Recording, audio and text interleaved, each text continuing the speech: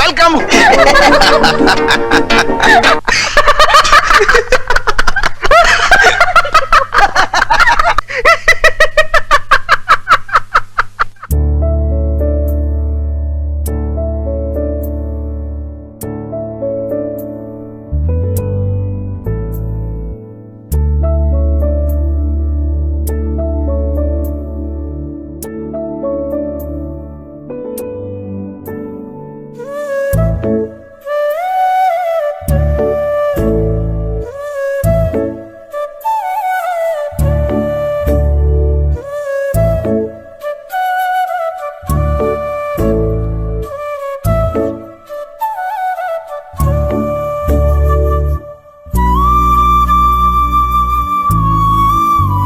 தலை வணங்காமல் நீ வாழலாம். மானம் பெரியதென்று வாழும் மனிதர்களை வான் என்று சொல்வதில்லையா? தன்னை தானும் அறிந்து கொண்டு ஊருக்கு சொல்பவர்கள் தலைவர்கள் ஆவதில்லையா? மானம் பெரியதென்று வாழும் மனிதர்களை வாமான் என்று சொல்வதில்லையா? தன்னை தானும் அறிந்து கொண்டு ஊருக்கு சொல்பவர்கள் தலைவர்கள் ஆவதில்லையா?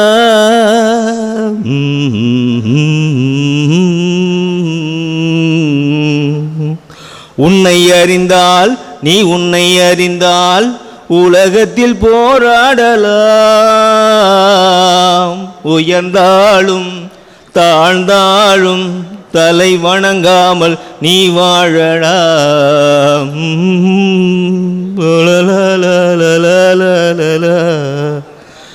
பூமியில் நேராக வாழ்பவர் எல்லோரும் சாமிக்கு நிகரில்லையா? பிறர் சேவை அறிந்து கொண்டு வாரி வழங்குபவர்கள் வள்ளல்கள் ஆவதில்லையா? பூமியில் நேராக வாழ்பவர் எல்லோரும் சாமிக்கு நிகரில்லையா? பிறர் சேவை அறிந்து கொண்டு வாரி வழங்குபவர் வள்ளல்கள் ஆவதில்லையா? உன்னை அறிந்தால் நீ உன்னை அறிந்தால் உலகத்தில் போராடலாம். உயர்ந்தாலும் தாழ்ந்தாலும் தலை வணங்காமல் நீ வாழலாம்.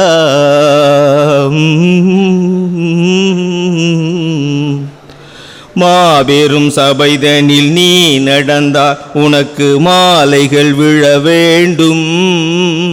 ஒரு மாற்று குறையாத மன்னவன் இவன் என்று போற்றி புகழ வேண்டும். மாபெரும் சபைதனில் நீ நடந்தால் உனக்கு மாலைகள் விழ வேண்டும். ஒரு மாற்று குறையாத மன்னவன் இவன் என்று போற்றி புகழ வேண்டும். உன்னை அறிந்தால் நீ உன்னை அறிந்தால் உலகத்தில் போராடலாம். உயர்ந்தாலும் தாழ்ந்தாலும் தலை வணங்காமல் நீ வாழலாம்.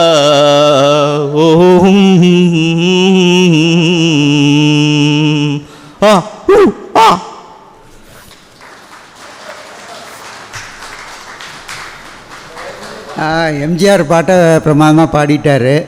எம்ஜிஆர் வந்தால் அப்புறம் சிவாஜியும் வரணும் இல்லையா? இது எம்ஜிஆர் பாட்டு வீரமான பாட்டுன்னு வச்சுக்கிட்டோம்னா சிவாஜியோட ஒரு தத்துவ பாட்டு மாதிரி ஒரு பாட்டு, அதையும் இப்போ பாட போகிறார். அதுக்குள்ளே மடிச்சிட்டு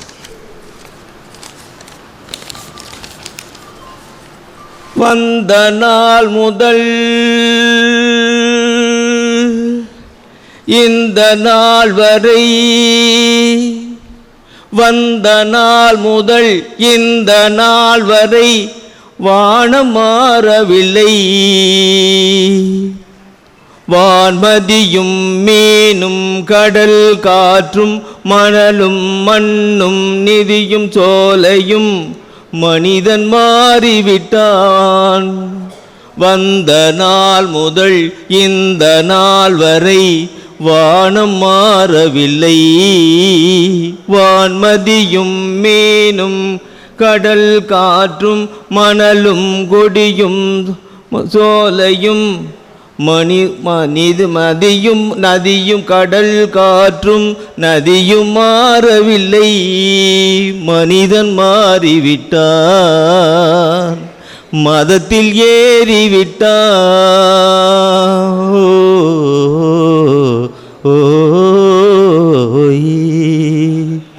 நிலை மாறினால் குணம் மாறுவான், பொய் நீதியும் நேர்மையும் பேசுவான், பிற ஜாதியும் வேதமும் கூறுவான், அது வேதன் விதி என்றோதுவான்.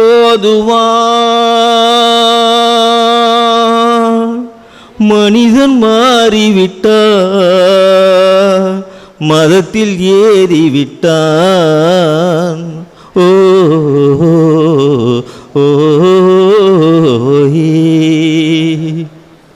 பறவையை கண்டான், பறவையை கண்டான், விமானம் படைத்தான், பாயும் மீன்களில் படகினை கண்டான், எதிரொலி கேட்டான், வானொலி படைத்தான். எதனை கண்டான்? பணந்தனை படைத்தான். எதனை கண்டான்? பணந்தனை படைத்தான். மனிதன் மாறிவிட்டான், மதத்தில் ஏறிவிட்டான்.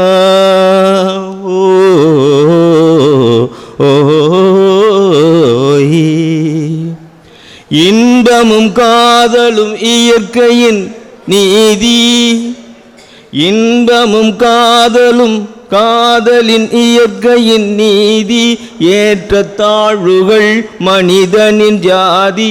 பாரில் இயற்கை படைத்ததை எல்லாம் பாவி மனிதன் பிரித்து வைத்தானே. பாரில் மனிதன் படைத்ததைய பாரில் இயற்கை படைத்ததையெல்லாம் பாவி மனிதன் பிரித்து வைத்தானே. மனிதன் மாறிவிட்டான், மதத்தில் ஏறிவிட்டான். வந்த நாள் முதல் இந்த நாள் வரை வானம் மாறவில்லை. வான்மதியும் மீனும் கடல் காற்றும் மணலும் மண்ணும் மதியும் சோலையும் நதியும் மாறவில்லை. மனிதன் மாறிவிட்டார், மதத்தில் ஏறிவிட்டான். ஓ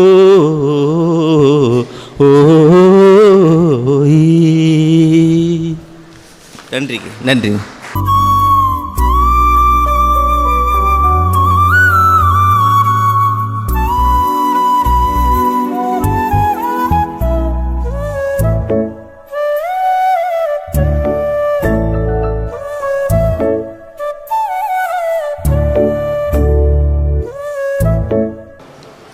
இப்பொழுது இந்த விழாவுக்கு நடத்தி கொடுக்குமாறு அண்ணன் துரை அவர்கள், செயலர் பொருளாளர் பாலமுருகன் பாண்டரங்கன், உதவித் தலைவர் பாலமுருகன், செயலர் மற்றும் டாக்டர் ஹுசைன் அலி அவர்களை மேடைக்கு அழைக்கிறோம்.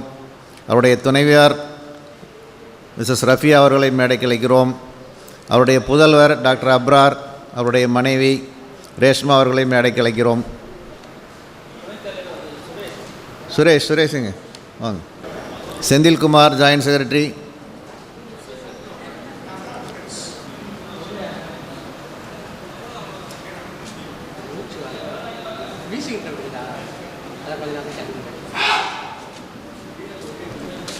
பேச்சாளர் திரு அண்ணா சிங்கார் அவர்களை மேடைக்கு அழைக்கிறோம்.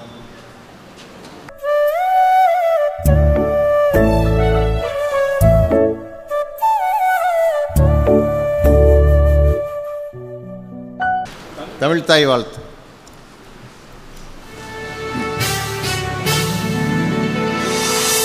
நீராறும் கடலுடுத்த நிலமடந்தை கெழிலொழுகும் சீராரும் மதனமென திகழ்வனத கண்டனிதில் எக்கணமும் அதில் சிறந்த திராவிடனல் திருநாடும் தக்க சிறு இறை முதலும் தரித்தனரும் திலகமுமே அத்திலக வாசனை போல் அனைத்துலகும் இன்பமுற எத்திசையும் புகழ் மணக்க இருந்த பெரும் தமிழனங்கே தமிழனங்கே உன் சீரிழமை திறந்தியந்து செய்ய மறந்து வாழ்த்துதுமே வாழ்த்துதுமே வாழ்த்துதுமே. நன்றி. நமது செயலர் அண்ணன் துரை அவர்கள் வரவேற்புரை வழங்குவார்.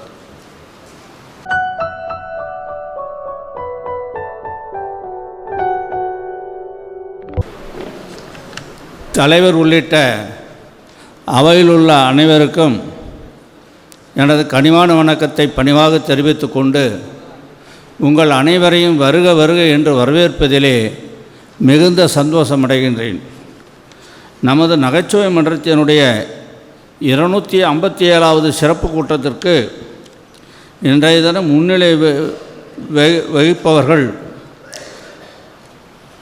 எனது கெழுதை நண்பரும் உயர்திரு மரு KKA உசேன் அலி MBBS MD அவர்கள், இணை இயக்குனர் நலப்பணிகள் ஓய்வு, அவர் முன்னிலை வகிக்கிறார். அவருடைய மனைவி அன்பு சகோதரியார் டாக்டர் MGB ரபியா உசேன் அவர்களும் இங்கே வருகை தந்திருக்கிறார்கள். அவர்களுடைய மகன் முகமது தாவூத் அப்ரா அவர்களையும் டாக்டர் ரேஸ்மா அவர்களையும் உங்கள் அனைவரும் சார்பிலையும் வருக வருக என்று வரவேற்பதிலே மிகுந்த சந்தோஷமடைகின்றேன். நமது சிறப்பு பேச்சாளர் நகைச்சுவை நாவலர் தொலைக்காட்சி பேச்சரங்கு இயக்குனர் உயர்திரு அண்ணா சிங்காரவேல் அவர்கள் பலமுறை இந்த மன்றத்தில் பேசியிருக்கிறார், இப்பொழுதும் வந்திருக்கிறார். அவர் பேசுகின்ற அண்ணா சிங்காரவேலுடைய தலைப்பு பொங்கட்டும் இன்பம் என்கின்ற தலைப்பிலே பேசுகிறார். பொங்கல் முடிந்தது, அவர் இப்போ பொங்கட்டும் இன்பம் என்கின்ற தலைப்பிலே மிக அருமையாக இங்கே உரையாற்ற இருக்கிறார். அவரையும் வருக வருக என்று வரவேற்பதிலே சந்தோஷமடைகின்றேன். இங்கே டாக்டர் உசேன் அவர்களை பற்றி சொல்ல வேண்டுமேயானால், அவர் ஈரோடு அதாவது டிஸ்ட்ரிக்டில் ஹையர் அத்தாரிட்டி ஹையர் ஆஃபீஸர்ஸ் 4 பேர் சொல்லுவாங்க. மாவட்ட ஆட்சித்தலைவர், IAS கலெக்டரு, அப்புறம் மாவட்ட போக்குவரத்து RDO, அதே மாதிரி எடுத்துக்கொண்டால் டிஸ்ட்ரிக்ட் மெடிக்கல் ஆஃபீஸர் என்று DMO அவர்களை சொல்வார்கள். அந்த பதவியை ஈரோடு கவர்மெண்ட் ஹாஸ்பிட்டலிலே பல வருடங்கள் இருந்து பணியாற்றியவர். ஏறத்தாழ 10 வருஷத்துக்கு நியரஸ்ட் இருக்கும். அதற்கு பிறகு தருமபுரியிலே அவர் பணியாற்றினார். அதற்கு பிறகு அவர் ஓய்வு பெற்றார். அவர் ஒரு மனிதநேய மாமனி ஆவார். நல்ல சிறந்த குணத்திற்கு சொந்தக்காரர். அன்பிற்கோர் இலக்கணம், நட்பிற்கோர் இலக்கணம் என்றால் டாக்டர் உசேன் அவர்களைத்தான் நாம் சொல்ல வேண்டும். அவர் DMOவாக இருந்த காலகட்டத்திலே அவரிடம் பல முறை நான்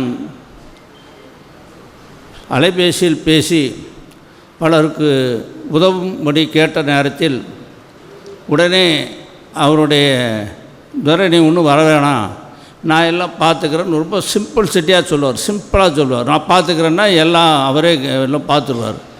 அப்படி எவ்வளோ பெரிய பிரச்சனையாக இருந்தாலும் அவர் முன்னின்று, நீ வர வேணாம் துரை, வீட்டிலே இரு, நான் பார்த்துக்கிறேன் அப்படின்னு சொல்லிவிட்டு இரவு 11 மணி 10 மணிக்கு கூப்பிட்டு சொன்னால் கூட அப்போ கேஷுவாலிட்டியில் டியூட்டி டாக்டர் லேடி டாக்டராக இருந்தாலும் ஜென்ஸாக இருந்தாலும் கூப்பிட்டு சொல்லி அது எவ்வளோ பெரிய பிரச்சனையாக இருந்தாலும் அதை ரொம்ப லாபகமாக சொல்லி அவர்கள் செய்த அந்த உதவியெல்லாம் எந்த காலத்திலும் எந்த நேரத்திலும் நான் மறக்க முடியாது. அப்படிப்பட்ட ஒரு மனிதநேய மாமணியை தான் நாம் இந்த நகரம் பெற்றிருக்கிறது. அதல்லாமல் நாம் அவருடைய நினைவுகள் எப்பயும் நெஞ்சத்தில் நீக்கமற நிறைந்திருக்கும். இவர் நம்மளது டாக்டர் ராஜவனுடைய சககால மெடிக்கல் காலேஜ் நண்பர்கள். இவரை பற்றி இன்னும் அதிகமாக சொல்ல வேண்டும் என்றால், சேலத்திலே ரத்னா ஸ்டுடியோ அதிபராக இருந்தவர் எம்ஏ வேணு அவர்கள். அவர் சம்பூர்ண ராமாயணம் படத்தில் தயாரித்தவர். அவர் ஏற்கனவே சேலம் மாடர்ன் தியேட்டர்ஸில் டிஆர் சுந்தரம் அவர்களிடம் பல மேனேஜர்கள் உண்டு. அதில் ஒரு மேனேஜர், ப்ரொடக்ஷன் மேனேஜர் எம்ஏ வேணு அவர்கள் பணியாற்றினார். அவர் ஒரு முதலாளி என்கின்ற தமிழ் படத்தை தயாரித்தார். அது சினிமா படம். ஆனால் உண்மையிலே முதலாளி என்று ஒருவர் பெரியார் நகரிலே இருந்தார் என்று சொன்னால் நம்முடைய KK உசேன் அவருடைய தாத்தாவை தான் சொல்ல வேண்டும், ஷேக் தாவூத் சாஹிப் ஜி. அவர் நம் பொருளாளர் ஐயா பாண்டரங்கன் ஐயா வீட்டுக்கு பக்கத்தில் பட்டக்கார் பில்டிங் பின்னால் அவருடைய காம்ப்ளெக்ஸ் இருக்குது. அங்கே அந்த பக்கத்து வீதிக்கெல்லாம் அவருடைய முதலாளி சாஹிப், அவரை அன்போடு ஈரோடு நகரம் பூரா அவரை அழைப்பது முதலாளி சாஹிப் ஜின்னு தான் அழைப்பார்கள். அப்பேற்பட்டவருக்கு மகவழிக்கு அவருடைய மகளுக்கு பிறந்த மகன்தான் உசேன் ஐயா அவர்கள். அவர் இந்த பெரியார் நகரை அரசு எடுத்துக்கொண்ட போது மனமுவந்து கொடுத்தார்கள். அதில் இன்றைக்கி பல நூற்றுக்கணக்கான ஆயிரக்கணக்கான வீடுகள் பங்களாக்கள்லாம் பெரிய பெரிய விஐபி விவிஐபி எல்லாம் அங்கே பலத்துக்கூர் இன்ஜினியர் அளவுக்கூர் இன்ஜினியர் வச்சு கட்டி இன்றைய தினம் அங்கே அந்த குடியிருப்பு பிரமாதமாக இருக்கிறது. அந்த பெரியார் நகரை உருவாவதற்கு இவர்களுடைய தாத்தா கொடுத்த அந்த மிகப்பெரிய சொத்து தான். அது சாதாரண பல ஏக்கராக இருக்கும், 50 ஏக்கரா 52 ஏக்கராக்கு மேலே இருக்கும். இன்றைக்கெல்லாம் ஒரு சதுரடி என்ன விலை என்று உங்களுக்கே தெரியும். அப்படி ஈகை குணம் கொண்டவர், கொடைவள்ளல் போல் கொடுத்தவர்களுடைய அன்பு பேரன் தான் நமது உசேன் அவர்கள். அவருடைய தகப்பனார் இங்கே பக்கத்தில் இந்த பாண்டுரங்க செட்டியார் கடை வச்சு தந்தார். இந்த சங்கீதா ஷாப்பிங் சென்டர், சென்ட்ரல் லாட்ஜின் அந்த காலத்து, அது அப்பா அவங்களும் தான். இப்படி அவருடைய புகழையும் அவருடைய டிஎம்ஓவாக இருந்த காலத்தில் அவர் பணியாற்றி மக்களுக்கு, ஏழை எளியவர்கள், நடுத்தர வர்க்கம் என்று உயர்ந்த வசதி படைத்தவர்களுக்கும் வசதி படைக்காதவர்களுக்கும் ஒரே மாதிரி அவர்களுக்கெல்லாம் சொன்னால், தன்னுடைய அரசு பணியில் இருக்கிற நேரத்தில், உயர் பதவியில் இருக்கிற நேரத்தில் அப்படியெல்லாம் உதவுங்கரமாக உதவிய அந்த மாமனிதரை எவ்வளவு பாராட்டினாலும் தகும். அப்படிப்பட்ட மனிதநேய மாமனியை மீண்டும் உங்கள் சார்பிலே வருக என்று அவர்கள் குடும்பத்தில் இருக்கின்ற செல்வங்களையும் அவர் அன்பு மனைவி டாக்டர் அம்மாவையும் வருகின்ற வரவேற்பதை மிகுந்த சந்தோஷமடைகின்றேன். இப்படி உசேன் அவர்கள் ரொம்ப ஈகை குணம் கொண்டவர். பெரியார் அவர்கள் போனால் அவங்க சித்தப்பா சென்ட்ரல் தேட்டர் அலாவுதீன் பாய், அப்புறம் டாக்டர் அமானுல்லா இவருடைய தாய்மாமன்கள், இன்னொருவர் அபீப் பாய், இவர்களுக்கெல்லாம் ஒவ்வொரு பங்களா உள்ளார. அதாவது இவருடைய இன்னொரு மாமா சேட்டு, எல்லாம் அவர் தான். எனது இனிய நண்பர் முன்னாள் சட்டமன்ற உறுப்பினர் மா சுப்பிரமணியமும் அங்கே அடிக்கடி அவர்கள் இல்லத்திலே இருப்பார். இவர்களுடைய அனைத்து சொத்துக்களையும் கவனிக்கின்ற பராமரிப்பு இருக்கிறதெல்லாம் இவர்கள் சித்தப்பா சேட்டு சாஹிப் ஜி தான். என்னுடைய மகன் கல்யாணத்துக்கெலாம் அப்படி அழைக்கிறப்ப எல்லோரும் ஒட்டுக்காக வந்தாங்க. அப்படி அவருடைய இல்ல திருமணத்தில் உசேன் கூப்பிடுவார், நான் உடனே செல்லுவேன். மல்லிகை அரங்கம், அவர் பெரிய இருக்கிற அந்த பெரியார் பங்களா, அங்கெல்லாம் உள்ளே போனால் நல்ல விருந்து உபசரித்து அனுப்பி வைக்கக்கூடிய அப்பேற்பட்ட அன்பிற்குரிய நண்பராவார். அவருடைய அன்பு மகன், அவரும் மருமகள், இவர்களெல்லாம் இங்கே அவர்களால் நீண்ட காலம் வாழ வேண்டும், தீர்காயுசுடன் வாழ வேண்டும். 75 வயது நிரம்பிய உசேன் அவர்கள் ஒரு 125 வருடம் குறைவில்லாமல் வாழ வேண்டும், அவரும் அவர்கள் மனைவி என்று நான் உங்கள் சார்பாக கேட்டுக்கொண்டு, அதேமாதிரி அவர்கள் மனைவியும் தீர்க்க சுமங்கலியாக வாழ வேண்டும் என்று வாழ்த்தி, இங்கே நமது நகைச்சுவை நாவலர், தொலைக்காட்சி பேச்சரங்கு இயக்குனர் அண்ணா சிங்காரவேலை பற்றி சொன்னால், அவர் தமிழ்நாடு பூரா சென்று பேசியவர், பட்டி தொட்டி எங்கும் பேசியவர், பல உலக நாடுகளுக்கு சென்று பேசியவர். தமிழ்நாடு பட்டிமன்ற நடுவர்கள் சாலமன் பாப்பியா, சொல்லில் செல்வர் சுகிசிவம், மதுரை ஞானசம்பந்தம், இப்படி எண்ணற்ற நடுவர்கள் கூட இருந்து அவர் பணியாற்றி தொலைக்காட்சியின் வாயிலாக சன் தொலைக்காட்சி, கலைஞர் தொலைக்காட்சி, விஜய் தொலைக்காட்சி, ஜெயா தொலைக்காட்சி என்று வந்து கொண்டே இருப்பவர். அவரும் இப்போ நடுவராக இருக்கார். ஏறத்தாழ ஒரு 25 வருடத்திற்கு மேல் பேசி கொண்டிருக்கிறார். அவரை சேலம் சென்னையில் ட்ரிபிளிகன் சாப்டரில் அந்த நகைச்சுவை மன்றம் அங்கே இருக்கிறது. அதனுடைய செயலாளர் சேகர் என்னை அழைத்த போது நான் சென்னைக்கு சென்ற போது மயிலாப்பூர் லஸ்கார்னரில் அங்கே சிங்காரவேலை முதல் சந்தித்தேன். அது 23 வருடத்துக்கு மேலே இருக்கும். கவிஞர் நெல்லை ஜெயந்தாவும் இவரையும் அங்கே சந்தித்தார். அப்போ இருந்து பல முறை அழைத்து வந்திருக்கிறேன். ஈரோட்டிற்கு பல லயன்ஸ் கிளப்பு, கல்லூரி, ரோட்டரி கல்லூரியெல்லாம் பேசியிருக்கிறார். அப்பேற்பட்ட பேச்சாளருடைய பேச்சை கேட்க நானும் உங்களோட ஒருத்தனாக இங்கே அமர்ந்து அவர் பேச்சை கேட்க ஆவலாக இருக்கிறேன் என்று சொல்லி, மீண்டும் உங்கள் அனைவரையும் வருக என்று வரவேற்று என்னுடைய வரவேற்புரை நிறைவு செய்கின்றேன். நன்றி, வணக்கம்.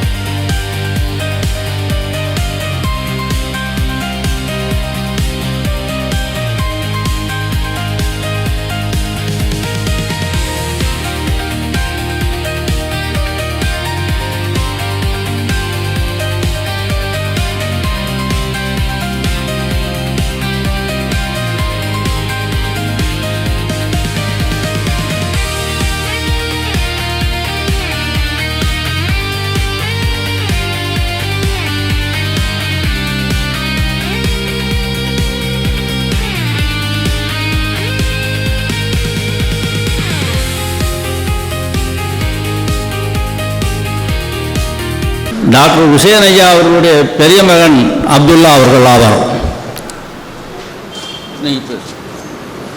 டாக்டர் ஹுசைன் அலியை பற்றி அநேகமாக யாருக்கு இன்ட்ரடியூஸ் பண்ண வேண்டியதாக இருக்காது. ஏன்னா அவர் ஜிஹெச்சில் உயரதிகாரியாக இருந்தபோது அவர் ஹெல்ப் பண்ணாத ஆளுகளே இல்லைன்னு சொல்லியிருக்கலாம். என்ன பிரச்சனைனாலும் ஜிஹெச்சில் யாருக்கு அட்மிஷன் வேணும் என்னன்னாலும் உடனே வந்து நான் பார்த்துக்கிறேன்னு தர சொன்ன மாதிரி அவர் எல்லாத்துக்கும் எல்லா விதத்துலேயும் உதவி பண்ணார். இன்னொரு முக்கியமான விஷயம், அவர் என்னுடைய கிளாஸ்மேட். நாங்கள்லாம் எம்பிபிஎஸ் படிச்சுட்டு இருக்கும்போது சிரிக்கிறார். அங்கேயே வந்து ஹியூமர் கிளப்புக்கு நாங்கள்லாம் விதை போட்டோம். அதாவது படிக்கிற நேரம் போக மீதி நேரத்தில் தான் நாங்கள்லாம் ஒரு நகைச்சுவை சில ட்ராமாக்களெல்லாம் போடுவோம். அப்போவே எங்களுக்கெல்லாம் ஒரே ஜாலியும் அந்த நகைச்சுவை உணர்வுலாம் அப்போ தூண்டதுக்கு ஹுசைன் அலியும் ஒரு காரணம். அதுக்கப்புறமா நடுவில் அவர் மேலே படிப்புக்காக போய் அப்புறம் வேறு இடங்களில் போனதுனால நாங்கள் அதிகமாக சந்திக்க முடியாமல் போச்சு. இன்றைக்கி இவ்வளோ வருஷத்துக்கு அப்புறம் எங்களெல்லாம் துறை இழைச்சி வச்சுருக்காரு. அவருடைய துணைவியார் ரஃபியா அவர்களும் மகப்பேறு மருத்துவர். அவருடைய மகன் திரு அப்ரார் அவர்கள் பிரஃப் ரோட்டில் ஐஸ்வர்யா ரோட்டில் எடுத்து அப்படி நியூஸ் பிரைம் கிளினிக்னு சொல்லிட்டு ஒரு ஹாஸ்பிட்டலில் வச்சுருக்காரு. அவருடைய துணைவியார் ரேஷ்மா அவர்களும் குழந்தைகள் நல மருத்துவர். இப்படி ஒரே மருத்துவ குடும்பமாக இருக்கும்போது பிஸ்னஸ் யார் பார்த்துக்கிறதுனால திரு அப்துல்லா அவர்களை பிஸ்னஸ்க்காக விட்டுட்டார். இப்படி ஒரு பாரம்பரிய அதே சமயத்தில் ஒரு மருத்துவர் நலம் சார்ந்த ஒரு குடும்பத்தினர் இங்கு வந்திருக்கிறது எங்களுக்கு ரொம்ப மகிழ்ச்சியாக இருக்குது. இப்பொழுது திரு ஹுசைன் அவர்கள் சில ஜோக்ஸ் சொல்லி நம்ம எல்லாம் சிரிக்க வைப்பான்னு எதிர்பார்க்குறேன்.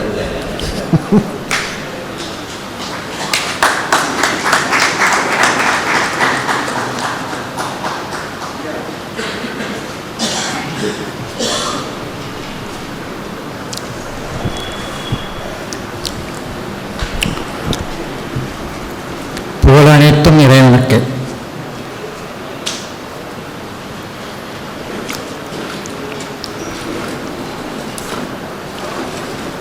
Humour club of Erode president doctor Rajavel அவர்களே, ராஜவேல் வந்து அவர் சொன்ன மாதிரி என்னோடய கிளாஸ்மேட் மாத்திரம் இல்லை, நிறைய நாங்கள் நாடகம் நடித்ததோட என்னோடய டைரக்டர் அவர். நம்ம ஜாயின்ட் டைரக்டராக இருக்கோம், அவர் என்னோட டைரக்டர். வைஸ் பிரசிடெண்ட் அவர்களே, ஜாயின்ட் செக்ரட்டரி அவர்களே,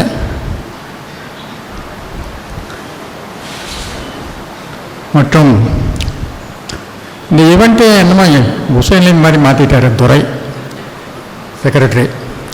நன்றி துறை, thank you for your kind words.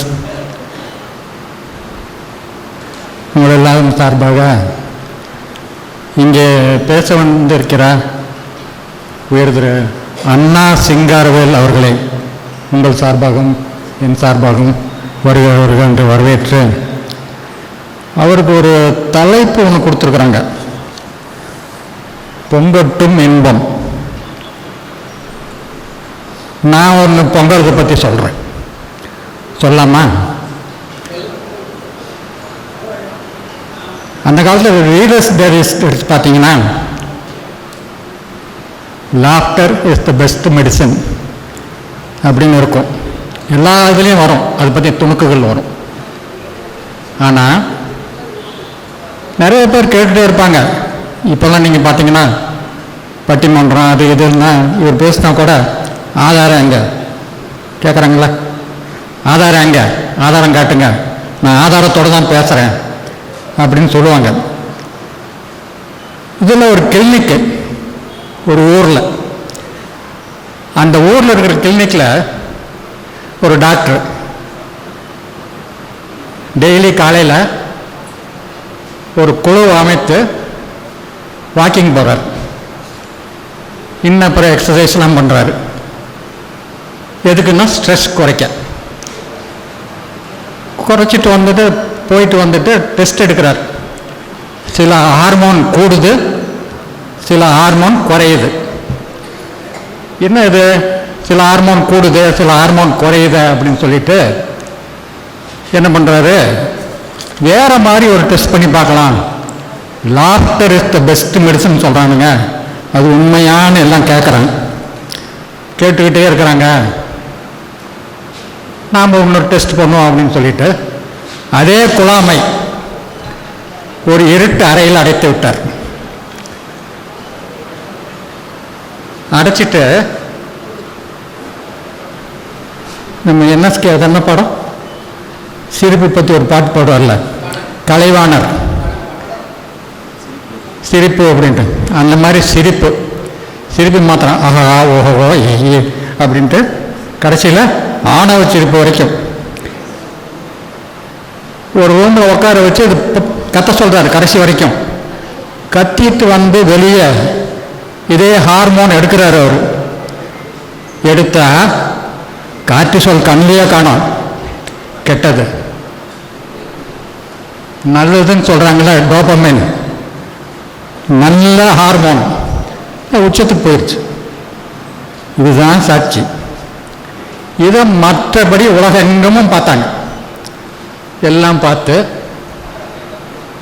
இப்போ நம்ம டிஸ்சார்ஜ் ஆகி வரும்போதே என்ன சொல்கிறோம், தம்பி பையன் இருக்கிறான், இப்போல்லாம் டிஸ்சார்ஜ் சம்மதி. அப்போ தான் முதல்லாம் பிளான் போட மாட்டோம், இப்போல்லாம் பிளான் வீடு கிட்ட தான் பிளான் போடுவோம். டிஸ்சார்ஜ் சம்மதியிலே பிளான் வருது.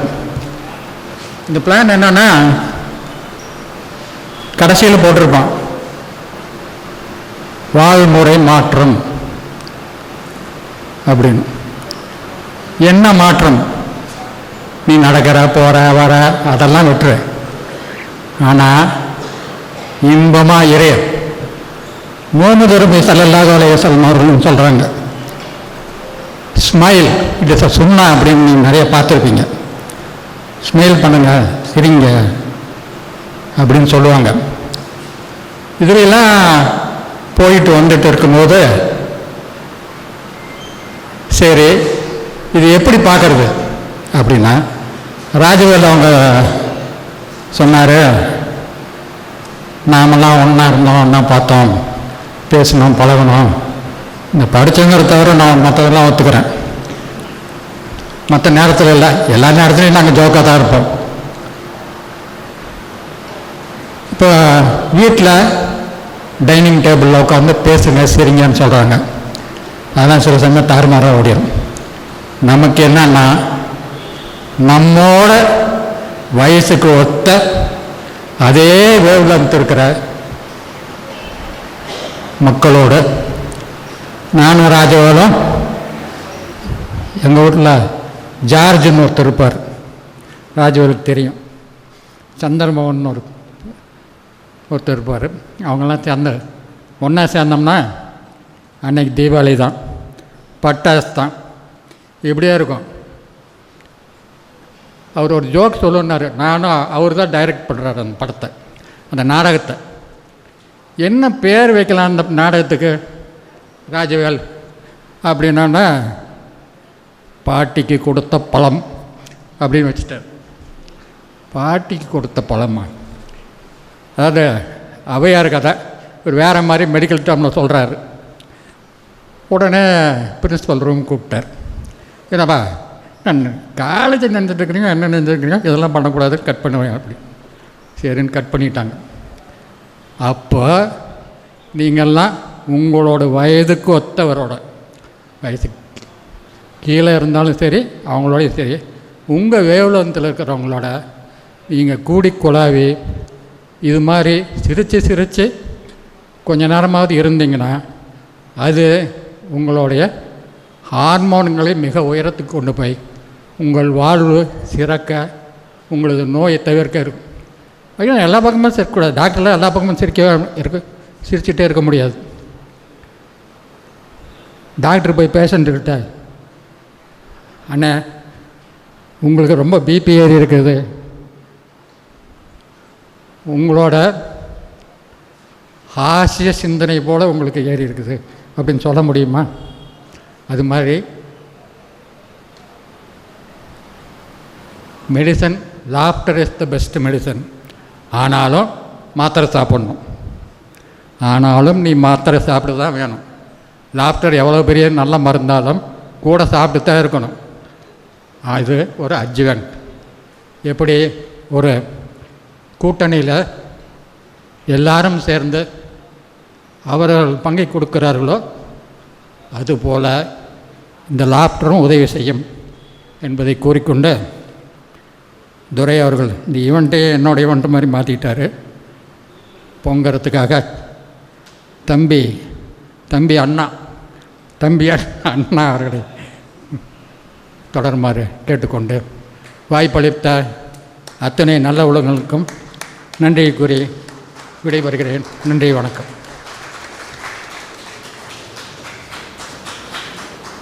பாலமுருகன் இன்ட்ரடியூஸ் பண்ணுறீங்களா? அண்ணா சிங்கார் அவர்களை பற்றி திரு பாலமுருகன் அறிமுகப்படுத்துவார்.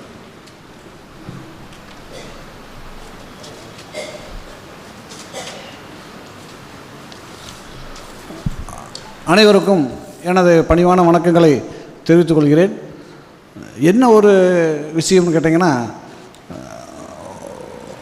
வந்திருக்கிற சிறப்பு பேச்சாளரை இன்ட்ரடியூஸ் பண்ண சொல்லி நம்ம வந்திருக்கோம். ஆனால் அனைத்து வேலைகளையும் செயலாளரே முடிச்சிடுவார். கொஞ்சம் தான் மிச்சம் இருக்கும். அதை தான் நாங்கள் செய்ய போகிறோம். அவர் ரொம்ப சந்தோஷம். இப்போ பார்த்திங்கன்னா, சிறப்பு பேச்சாளர் அவர் நம்மளுடைய ஹியூமர் கிளப்புக்குடைய செல்ல குழந்தை. அந்த அளவுக்கு அடிக்கடி அவரை நம்ம அழைச்சி நம்ம பேச வைப்போம். அந்த அளவுக்கு எப்போ கூப்பிட்டாலும் மறுக்காமல் வரக்கூடிய ஒரு அருமையான நபர் அவர். அவர் வரவேற்கிறது ரொம்ப ரொம்ப வந்திருக்கிறது ரொம்ப சந்தோஷம். இன்றைக்கி பார்த்திங்கன்னா, அவர் தஞ்சை மாவட்டத்தில் அதிராமப்பட்டினம் அப்படிங்கிற ஒரு ஊரில் பிறந்திருக்கார். அவர் ஒரு அழகிய தமிழில் எம்ஏ பட்டம் பெற்றிருக்கார். அந்த தமிழில் எம்ஏ பட்டம்ங்கிறது எவ்வளோ ஒரு நல்ல ஒரு விஷயம். அதை அவர் பண்ணியிருக்கிறது ரொம்ப சந்தோஷம். அப்போது ஏற்கனவே நம்மளுக்கு தெரியும், விசு அப்படிங்கிற ஒரு திரைப்பட இயக்குனர் இருக்கார், இறந்துட்டார். அவரை பற்றி உங்களுக்கு எல்லாத்துக்குமே தெரியும். அவர் அரட்டை அரங்கம் அப்படின்னு ஒரு நிகழ்ச்சியை டிவியில் நடத்திட்டு வந்தார். அது அந்த காலத்தில் ஒரு பேரும் புகழோடு ரொம்ப ஃபேமஸான ஒரு நிகழ்ச்சி. அதில் பேசணும்னா அவ்வளோ ஒரு அதில் பேசினவங்க தான் இன்றைக்கி நிறைய பேர் பெரிய பெரிய பேச்சாளர்களாகவும் மாறியிருக்காங்க, நடிகர்களாகவும் மாறியிருக்காங்க. அருமையான ஒரு நிகழ்ச்சி. அந்த நிகழ்ச்சியை பேச்சாளர்களை தேர்வு செய்வ குழுவில் நம்ம இப்போ சிறப்பு பேச்சாளர் அவர்கள் தலைவராக இருந்திருக்கார். சாதாரண விஷயம் இல்லை. ஐயா விசு அவர்களுடைய நிகழ்ச்சியில், அவர் தலைமையில் நடந்த நிகழ்ச்சியில் ஒரு தேர்வு குழுவில் அவர் நம்பிக்கையோடு இவரை தான் அமர்த்தியிருக்கார். அப்போ அவரே இவரை தேர்வுக்குழு தலைவராக போட்டிருக்காருன்னா இவரோட திறமை என்னங்கிறத நம்ம சொல்ல வேண்டியதே இல்லை. ஸோ அவர்கிட்டயே பாராட்டு பெற்ற ஒரு சிறப்பான ஒரு தேர்வுக்குழு நடுவர் அவர். அப்புறம் பார்த்திங்கன்னா, இவருடைய திருமணம் கடந்த 2003ஆம் வருடம் இயக்குனர் விசு அவர்கள் தலைமையிலும் சத்யசீலன் ஐயா அவர்கள் தலைமையிலும் தான் திருமணம் நடந்திருக்கு. நல்ல ஒரு சிறப்பான ஒரு நபர்கள் மூலம் பேசியிருக்காரு.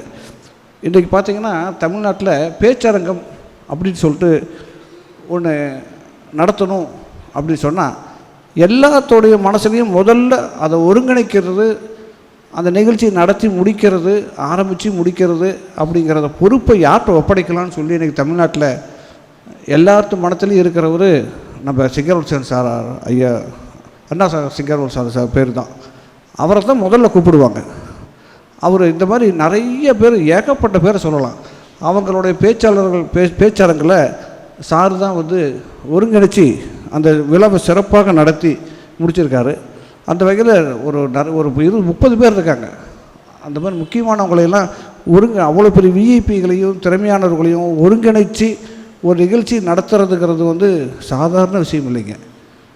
அத்தனை பேர்த்தையும் ஒருங்கிணைச்சி அந்த விழாவுகளாக நிறையா நடத்தியிருக்கிறாரு.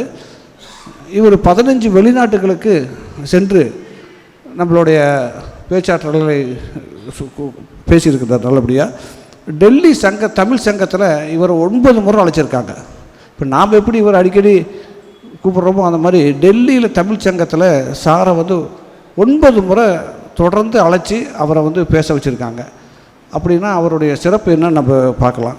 அதே மாதிரி மும்பை, அப்புறம் உலகத்தில் இருக்கிற எல்லா தமிழ் சங்கத்தில் பேசணும்னா சாரை தான் கூப்பிடுவாங்க. அவரை தான் கூப்பிட்டு நல்ல எல்லோரும் பேச வச்சுருக்காங்க. அப்புறம் பார்த்திங்கன்னா யூனிவர்சிட்டி, காலேஜு, இதில் எல்லாத்துலேயுமே மாணவர்கள் மத்தியில் இன்றைக்கி பார்த்திங்கன்னா சினிமா நடிகர்கள் இவங்கள தான் கூப்பிட்டு பேச வச்சுக்கிட்டு இருப்பாங்க. ஆனால் அந்த இடத்துல ஒரு கவர்ச்சியாக இருக்கணும்னா ஒரு சினிமா நடிகை அப்படி வந்தால் தான் ஒரு விழாவே சிறக்கும். ஆனால் அந்த இடத்துல இவர் போட்டி அவங்களோட போட்டியாக இவர் தான் அதிகமான கல்லூரிகளில் அந்த மாணவர்களுக்கு ஊக்கப்படுத்தக்கூடிய நிகழ்ச்சியில் இவர் பேசியிருக்கிறார். அதனால் தமிழ் நடிகைகளோடு இவர் தான் சிறந்த நடிகர் அப்படின்னு நினைக்கிறோம். அப்புறம் மெடிக்கல் காலேஜ், லா காலேஜ், அந்த மாதிரி ஒரு சிறப்பான கல்லூரிகளிலும் இவர் வந்து நிறைய சிறப்புரை ஆற்றியிருக்கிறாரு. தன்னம்பிக்கை பேச்சாளர் அப்படின்னு சொல்லிட்டோம்னா பல பேர் தமிழ்நாட்டில் இருந்தாலும் இவர் ஒரு முக்கியமான இடத்தை பெற்றிருக்கார். அதை இவர் பேச ஆரம்பித்தார்னா 1 மணி நேரம் படன்னு பேசுவார். நம்ம கேட்டுக்கிட்டே இருக்கலாம். நிறைய கருத்துக்களை சொல்லக்கூடிய திறமை படைத்தவர். அவர் இங்கே வந்திருக்கிறது நமக்கெல்லாம் ஒரு பெருமை சேர்க்கக்கூடிய ஒரு செல்ல குழந்தையை இன்ட்ரடியூஸ் பண்ணுவதற்கு எனக்கு நன்றி தெரிவித்துக் கொள்கிறேன். நன்றி, வணக்கம்.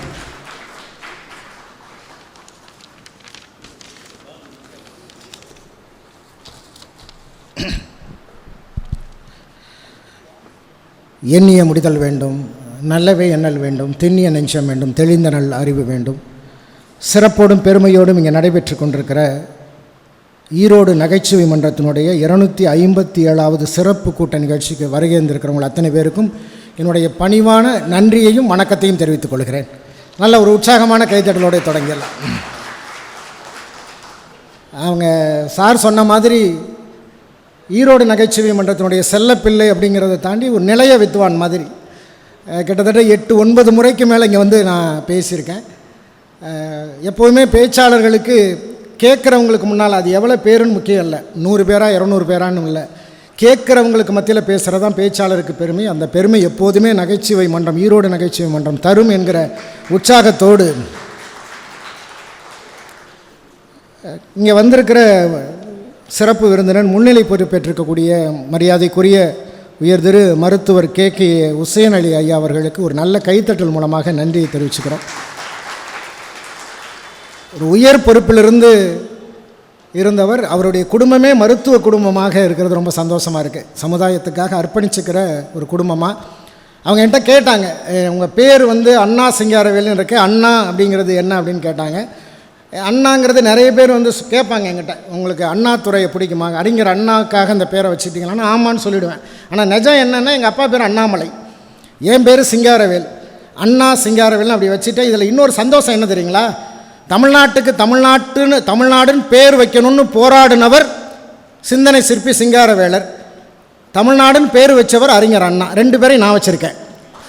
என் பேரில் 2 பேர் இருக்காங்க. அதுவே எனக்கு ஒரு கூடுதலான பெருமை. ஒரு நகைச்சுவை மன்றம், பொதுவாக நான் அடிக்கடி சொல்கிறது உண்டு, நகைச்சுவை என்பது ஒரு தொற்று நோய் மாதிரி, உடனே அடுத்தவங்களுக்கு பரவும். பக்கத்தில் இருக்கிறவங்க சிரிக்கும் போது பக்கத்தில் இருக்கிறவங்க சிரிப்பாங்க. ஒரு தொற்று நோய் தான். அந்த நோய் எல்லாருக்கும் வரணும் அப்படிங்கிறதுக்காக தான் இந்த நகைச்சுவை மன்றமே. பொதுவாக தொற்று நோய் வரக்கூடாதுன்னு சொல்லுவாங்க, ஆனால் இந்த தொற்று நோய் எல்லாருக்கும் வரணும். இந்த தொற்று நோயினுடைய அறிகுறி என்ன அப்படின்னா, இந்த நோய் யாருக்காவது வந்திருக்குன்னா என்ன அறிகுறி, எப்போதுமே உற்சாகமாக இருப்பார்கள், அடுத்தவர்கள் என்ன செய்கிறார்கள் என்பதை பற்றி கவலைப்பட மாட்டார்கள், ஒரு வேலையை திட்டமிட்டு வெற்றிகரமாக செய்து முடிப்பார்கள் என்பதுதான் இந்த நோயினுடைய அறிகுறி. அது எல்லோருக்கும் பரவ வேண்டும் என்று வாழ்த்துக்களை தெரிவித்துக் கொள்கிறேன். பொதுவாக ஒரு நோய் வரணும்னு யாரும் வாழ்த்த மாட்டாங்க, ஆனால் சிரிப்புங்கிறது ஒரு உற்சாகம் இல்லையா. சில பேர் கேட்பாங்க, சிரிக்கும் முகத்தில் வந்து அவங்களுக்கு கவலையே கிடையாதா? நிறைய பேர் பார்ப்போம் சிரித்த முகத்தோடு இருப்பாங்க, ஆனால் அதுக்காக அவங்கள்ட்ட கவலையே இல்லையா அப்படின்னு கேட்டால் அதுக்கு ஒரே பதில் தான், சிரிக்கும் முகத்தில் அவர்களுக்கு பின்னால் கவலை இல்லாமல் இருக்காது, கவலை இருக்கும், ஆனால் எதையும் எதிர்கொள்கிற தைரியம் அவர்களுக்கு இருக்கும். அதை தான் சிரிப்பு கொடுக்குற பெரிய வலிமை. ஒரு பொங்கல் நேரத்தில் ஒரு உற்சாகமான தலைப்பு, நான் நிறைய பேருக்கு நன்றி சொல்லணும். அதுக்கு முன்னால் பொங்கட்டும் இன்பம் அப்படின்னு ஒரு தலைப்பு, உண்மையிலே ரொம்ப சந்தோஷமாக இருக்குது. மறுபடியும் உங்களை சந்திக்கிறதுங்கிறது ஒரு உற்சாகம். பொதுவாக பேச்சாளர்களுக்கு கைத்தட்டு அப்படிங்கிறது ரொம்ப உற்சாகமான விஷயம். அதில் நாங்களே புரிஞ்சுக்குவோம் எதெல்லாம் எங்களுக்கான கைத்தட்டு, எதெல்லாம் போதுங்கிற கைத்தட்டு அப்படிங்கிறதெல்லாம் பொதுவாக பேச்சாளர்களுக்கு தெரியும். ஒரு கொசு என்ன பண்ணுதான், பிறந்து 1 மணி நேரம் தான் ஆகுது, அந்த கொசு அப்படி பறக்கிறதுக்கு முயற்சி பண்ணுது. அப்படி பறக்கிறதுக்கு முதல்ல பறக்குது. அப்படி பறந்து மேலே போயிட்டு கீழே வந்தோன்னே மற்ற கொசுவெல்லாம் கேட்டுதான், முதல்ல பறந்து மேலே போனியல்ல, அந்த அனுபவம் உனக்கு எப்படி இருந்ததுன்னு எல்லா கொசும் சேர்ந்து கேட்டுதான். அந்த பிறந்து 1 மணி நேரம் ஆன கொசு முதல்ல பறந்து போச்சுல்ல, அது சொன்னதான் ரொம்ப சந்தோஷமாக இருந்தது. மனிதர்கள்லாம் நான் பறந்து வந்ததை பார்த்து ரசித்து உற்சாகமாக கைதட்டினாங்க அப்படின்னு தான். மனிதர்கள் ரசித்தா கைதட்டுறாங்க, கைதட்டில் எத்தனை வகை இருக்குது பார்த்தீங்களா. பொதுவாக புரியும். ஏன்னா இன்னொன்று கைதட்டல் இல்லாமல் எந்த பேச்சாளர்களும் கலைஞர்களும் வளர முடியாது. அப்படிப்பட்ட ஒரு உற்சாகமான மேடை. அதுக்கு உதாரணம் சொல்லணுன்னா ஒரு பெரிய மன்னருடைய சபையில் போய் மன்னர் கேட்டிருக்கார், ஒரு தளபதியை கூப்பிட்டு, இந்த ஊரில் யாராவது என்ன சந்தோஷப்படுத்துகிற மாதிரி யாராவது கலைஞன் இருக்கானா, இருந்தால் வர சொல்லுங்கள். ஏன்னா எனக்கு வாழ்க்கையில் என்னமோ தெரியல, ஒரு சோர்வாக இருக்குது, ஒரு மன உளைச்சலாக இருக்குது, என்ன சந்தோஷப்படுத்துகிற மாதிரி நம்ம நாட்டில் யாராவது ஒரு கலைஞன் இருந்தால் வர சொல்லுங்கன்னு கேட்டாராம். தேடி பிடிச்சி கொண்டாந்து ஒரு கலைஞனை வர சொல்லியிருக்காங்க. ஐயா மன்னரே, ஒரு நல்ல மிமிக்ரி பண்ணுவார், பல குரலில் பேசுவார், ரொம்ப உற்சாகமாக இருக்கும், இதை கேட்டால் உங்களுடைய மன உளைச்சல்லாம் கொஞ்சம் சரியாயிடும், கொஞ்சம் கேளுங்க அப்படின்னோடனே அரசவையில் மக்களும் கூடியிருக்காங்க. மன்னர் உட்காந்து கேட்குறார். அந்த பலகுரல் பேசுகிறாள், வித்தியாசமாக பேசுகிறான், வித்தியாசமாக யாரும் செய்ய முடியாத எல்லா மிருகங்கள் மாதிரியெல்லாம் கத்துறான், பறவைகள் மாதிரியெல்லாம் உற்சாகமாக கத்திக்கிட்டு இருக்கான். அப்படியே எல்லாரும் ஆச்சரியப்பட்டு மக்கள் எல்லாம் கைதட்டுறாங்க, பொதுமக்கள்லாம் கூடியிருக்கிற மக்கள் கைதட்டுறாங்க. தட்டி முடிச்சோன்னா மன்னருக்கே சந்தோஷம், அவருடைய கவலையெல்லாம் தீர்ந்துருச்சு. அவனை கூப்பிட்டு, அந்த பலகுரல் கலைஞனை கூப்பிட்டு, ரொம்ப நல்லா இருந்ததுப்பா, உன் பேச்சை கேட்டு கேட்டு அப்படியே நானே உற்சாகமாயிட்டேன், உனக்கு ஏதாவது கொடுக்கணும்னு நினைக்கிறேன் அப்படின்னு அப்படியே பொற்காசுகளை கொண்டு வந்து அப்படி தட்டில் வச்சு அப்படி கொடுத்துருக்கார். அப்படியே வாங்கிக்கிட்டான். அதுக்கப்புறம் ஒரு பொன்னாடை எடுத்து அவனுக்கு போத்திருக்கார், அதையும் வாங்கிக்கிட்டான். அந்த கூட்டத்தில் அப்படி ஒரு யாரோ சத்தம் போடுற குரல் கேட்டுது மக்கள் இருக்கிற இடத்துல. அப்படி திரும்பி பார்த்தா ஒரு பிச்சைக்காரன், அவன் கூப்பிட்றான் அந்த கலைஞனை கூப்பிட்டு. அவன் போத்திருந்தான் தெரியுங்களா, அந்த பிச்சைக்காரன் ஒரு அழுக்கு போர்வை, அதை எடுத்து அந்த கலைஞனுக்கு போத்திருக்கான். அந்த கலைஞன் அப்படியே பவ்யமாக குனிஞ்சு வாங்கிக்கிட்டான். மன்னருக்கு கோவம் வந்துருச்சு, இங்கே வா, நான் எவ்வளோ பெரிய மன்னன், நான் உனக்கு பொற்காசு கொடுத்தேன், பொன்னாடை போத்தினேன், அதெல்லாம் நிமிர்ந்து நின்று வாங்கிக்கிட்டேன். ஒரு பிச்சைக்காரன் கேவலம் அழுக்கு போர்வை, கிழிஞ்ச போர்வை, அதை எடுத்து போத்துறான், அதை இவ்வளோ பவ்யமாக குனிஞ்சு வாங்கிக்கிறியே, அப்போ என்னை அவமானப்படுத்துறியா நீ? நான் கொடுக்குறத நிமிர்ந்து வாங்கிக்கிறேன், அவன் கொடுக்குறத பவ்யமாக வாங்கிக்கிறேன், என்னை அவமானப்படுத்துறியான்னு நான். அப்போ தான் அந்த பலகுரல் கலைஞன் சொன்னானா, ஐயா அது நான் பதில் சொல்கிறத விட அந்த பிச்சைக்காரன்ட்டே கேளுங்க, அவன் கொடுத்த போர்வையை நான் ஏன் இவ்வளோ பவ்யமாக வாங்கிக்கிட்டேன்னு அவனை கூப்பிட்டு கேளுங்கன்னாரான். மன்னர் கூப்பிட்டார், இங்கே வா, இவ்வளோ பேர் நிற்கிறோம்ல, நீ எதுக்கு அந்த கிழிஞ்ச போர்வை அவனுக்கு போத்துன அப்படின்னு சொன்னபோது அந்த பிச்சைக்காரன் சொன்னானா, மன்னா அவன் நிறைய மிமிக்கிரியெல்லாம் பண்ணான், சிங்கம் மாதிரி கரிச்சித்தான், காக்கா மாதிரி கத்துனான், மாடு மாதிரியெல்லாம் கத்துனான். அப்போ நான் என்ன பண்ணேன், கீழே இருந்த ஒரு கல், மாடு மாதிரி கத்தும் போது ஒரு கல்லை எடுத்து அவன் மேலே வீசினேன். பொதுவாக நீங்கள் ஒரு கல்லை எடுத்து வீசுங்களேன், படுத்து கிடக்கிற மாடு மேலே எந்த இடத்துல வீசுகிறோமோ அந்த இடத்த மட்டும் அசைக்கும். இப்போ நம்ம அப்படி இல்லை, நம்ம மேலே எங்கே பட்டாலும் உடம்பே அசைப்போம். மாடு அப்படி இல்லை, எந்த இடத்துல அடிக்கிறோமோ அந்த இடம் மட்டும் அசைக்கும். அப்படி நான் கல் எடுத்து வீசும்போது எந்த இடத்துல வீசணும்னோ அந்த இடத்த மட்டும் அசைச்சான் முதுகில். அப்போ தான் யோசித்தேன், இவன் மாடு மாதிரி கத்தலை, எதுவாக எந்த விதமாக ஆகிறானோ அதுவாகவே அவன் மாறி விடுகிறான். அவனுடைய அந்த ஆற்றலை பார்த்து நான் ஆச்சரியப்பட்டு தான், என் கையில் ஒன்றுமே இல்லை, அதனால் இருந்த அந்த பழைய ஆடையை கொடுத்துட்டேன்னு சொன்னபோது அப்போ தான் மன்னர் சொன்னாரான், அவன் கலைஞனுக்கு கலைஞன் என்று சொன்னால் நீ தான் ரசிகனுக்கு ரசிகன் என்று அந்த இடத்துல பாராட்டினார்.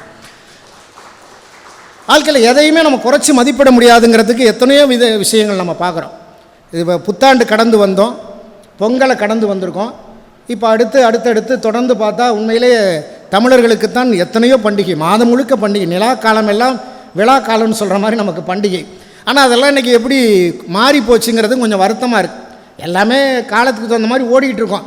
நான் கூட அடிக்கடி சொல்கிறது உண்டு, இங்கே இருக்கிறவங்களுக்கும் சொல்கிறேன், மேடையில் இருக்கிறவங்களுக்காகவும் சொல்கிறேன். பொதுவாக இது சரியாக இருக்கும். நான் போன ஆண்டு இதை சொன்ன மாதிரி எனக்கு ஞாபகம், நல்ல விஷயத்தை திரும்ப சொல்கிறது தப்பு இல்லை. இந்த செல்ஃபோன் கண்டுபிடிச்ச காலத்தில், எனக்கு தெரிஞ்சு செல்ஃபோன் கண்டுபிடிச்ச காலம் இல்லை, நம்ம கையில் எப்போ வந்ததுன்னா 2003க்கு பிறகு தான் எல்லார் கையிலையும் செல்ஃபோன் வந்தது. 2003 ஆகஸ்ட்டுக்கு பிறகு தான் நம்ம எல்லார் கையிலையும் செல்ஃபோன். ஏன் அப்படின்னா, அதுக்கு முன்னால் பார்த்தீங்கன்னா ஃபோன் பண்ணாலும் காசு, ஃபோன் வந்தாலும் காசு, 8 ரூபா பிடிச்சிக்குவான். 2003 ஆகஸ்ட்டுக்கு பிறகு தான், இல்லை நாம் ஃபோன் பண்ணால் தான் காசு, நமக்கு ஃபோன் வந்தால் காசு இல்லை, அவுட் கோயிங்க்கு தான் காசு, இன்கமிங் காசு இல்லைன்ன பிறகு எல்லார் கையிலையும் செல்ஃபோன். கொஞ்சம் யோசிச்சு பாருங்கள், அந்த நேரத்தில் நான் சொல்கிறது 2003 2004 காலகட்டத்தில் நமக்கு யாராவது ஃபோன் பண்ணால் காதில் எடுத்து வச்சுக்கிட்டு என்ன சொல்லுவோம், நேரில் பேசிக்கலாம், நேரில் பேசிக்கலாம்னு. ஏன்னா இங்கே பில்லு ஓடும். இப்போ யாரையாவது நேரில் பார்த்தா அப்புறமா ஃபோனில் பேசிக்கலாம், அப்புறமா ஃபோனில் பேசிக்கலாம்னு சொல்கிறோமே. நின்று பேச நேரம் இல்லாத அளவுக்கு பரபரப்பான வாழ்க்கைக்குள்ளே மாறி போயிட்டோமேங்கிறதாங்க இன்றைக்கி வருத்தம். அவ்வளோ பரபரப்பாக இருக்கிறோம். அந்த பரபரப்பான சூழ்நிலையிலையும் தொடர்ந்து 5 நாள் விடுமுறை. நான் உண்மையிலே யோசித்தேன், இவ்வளோ பேர் வருவாங்களா, இந்த அரங்கம் நிறையுமா அப்படின்னு யோசித்தேன்.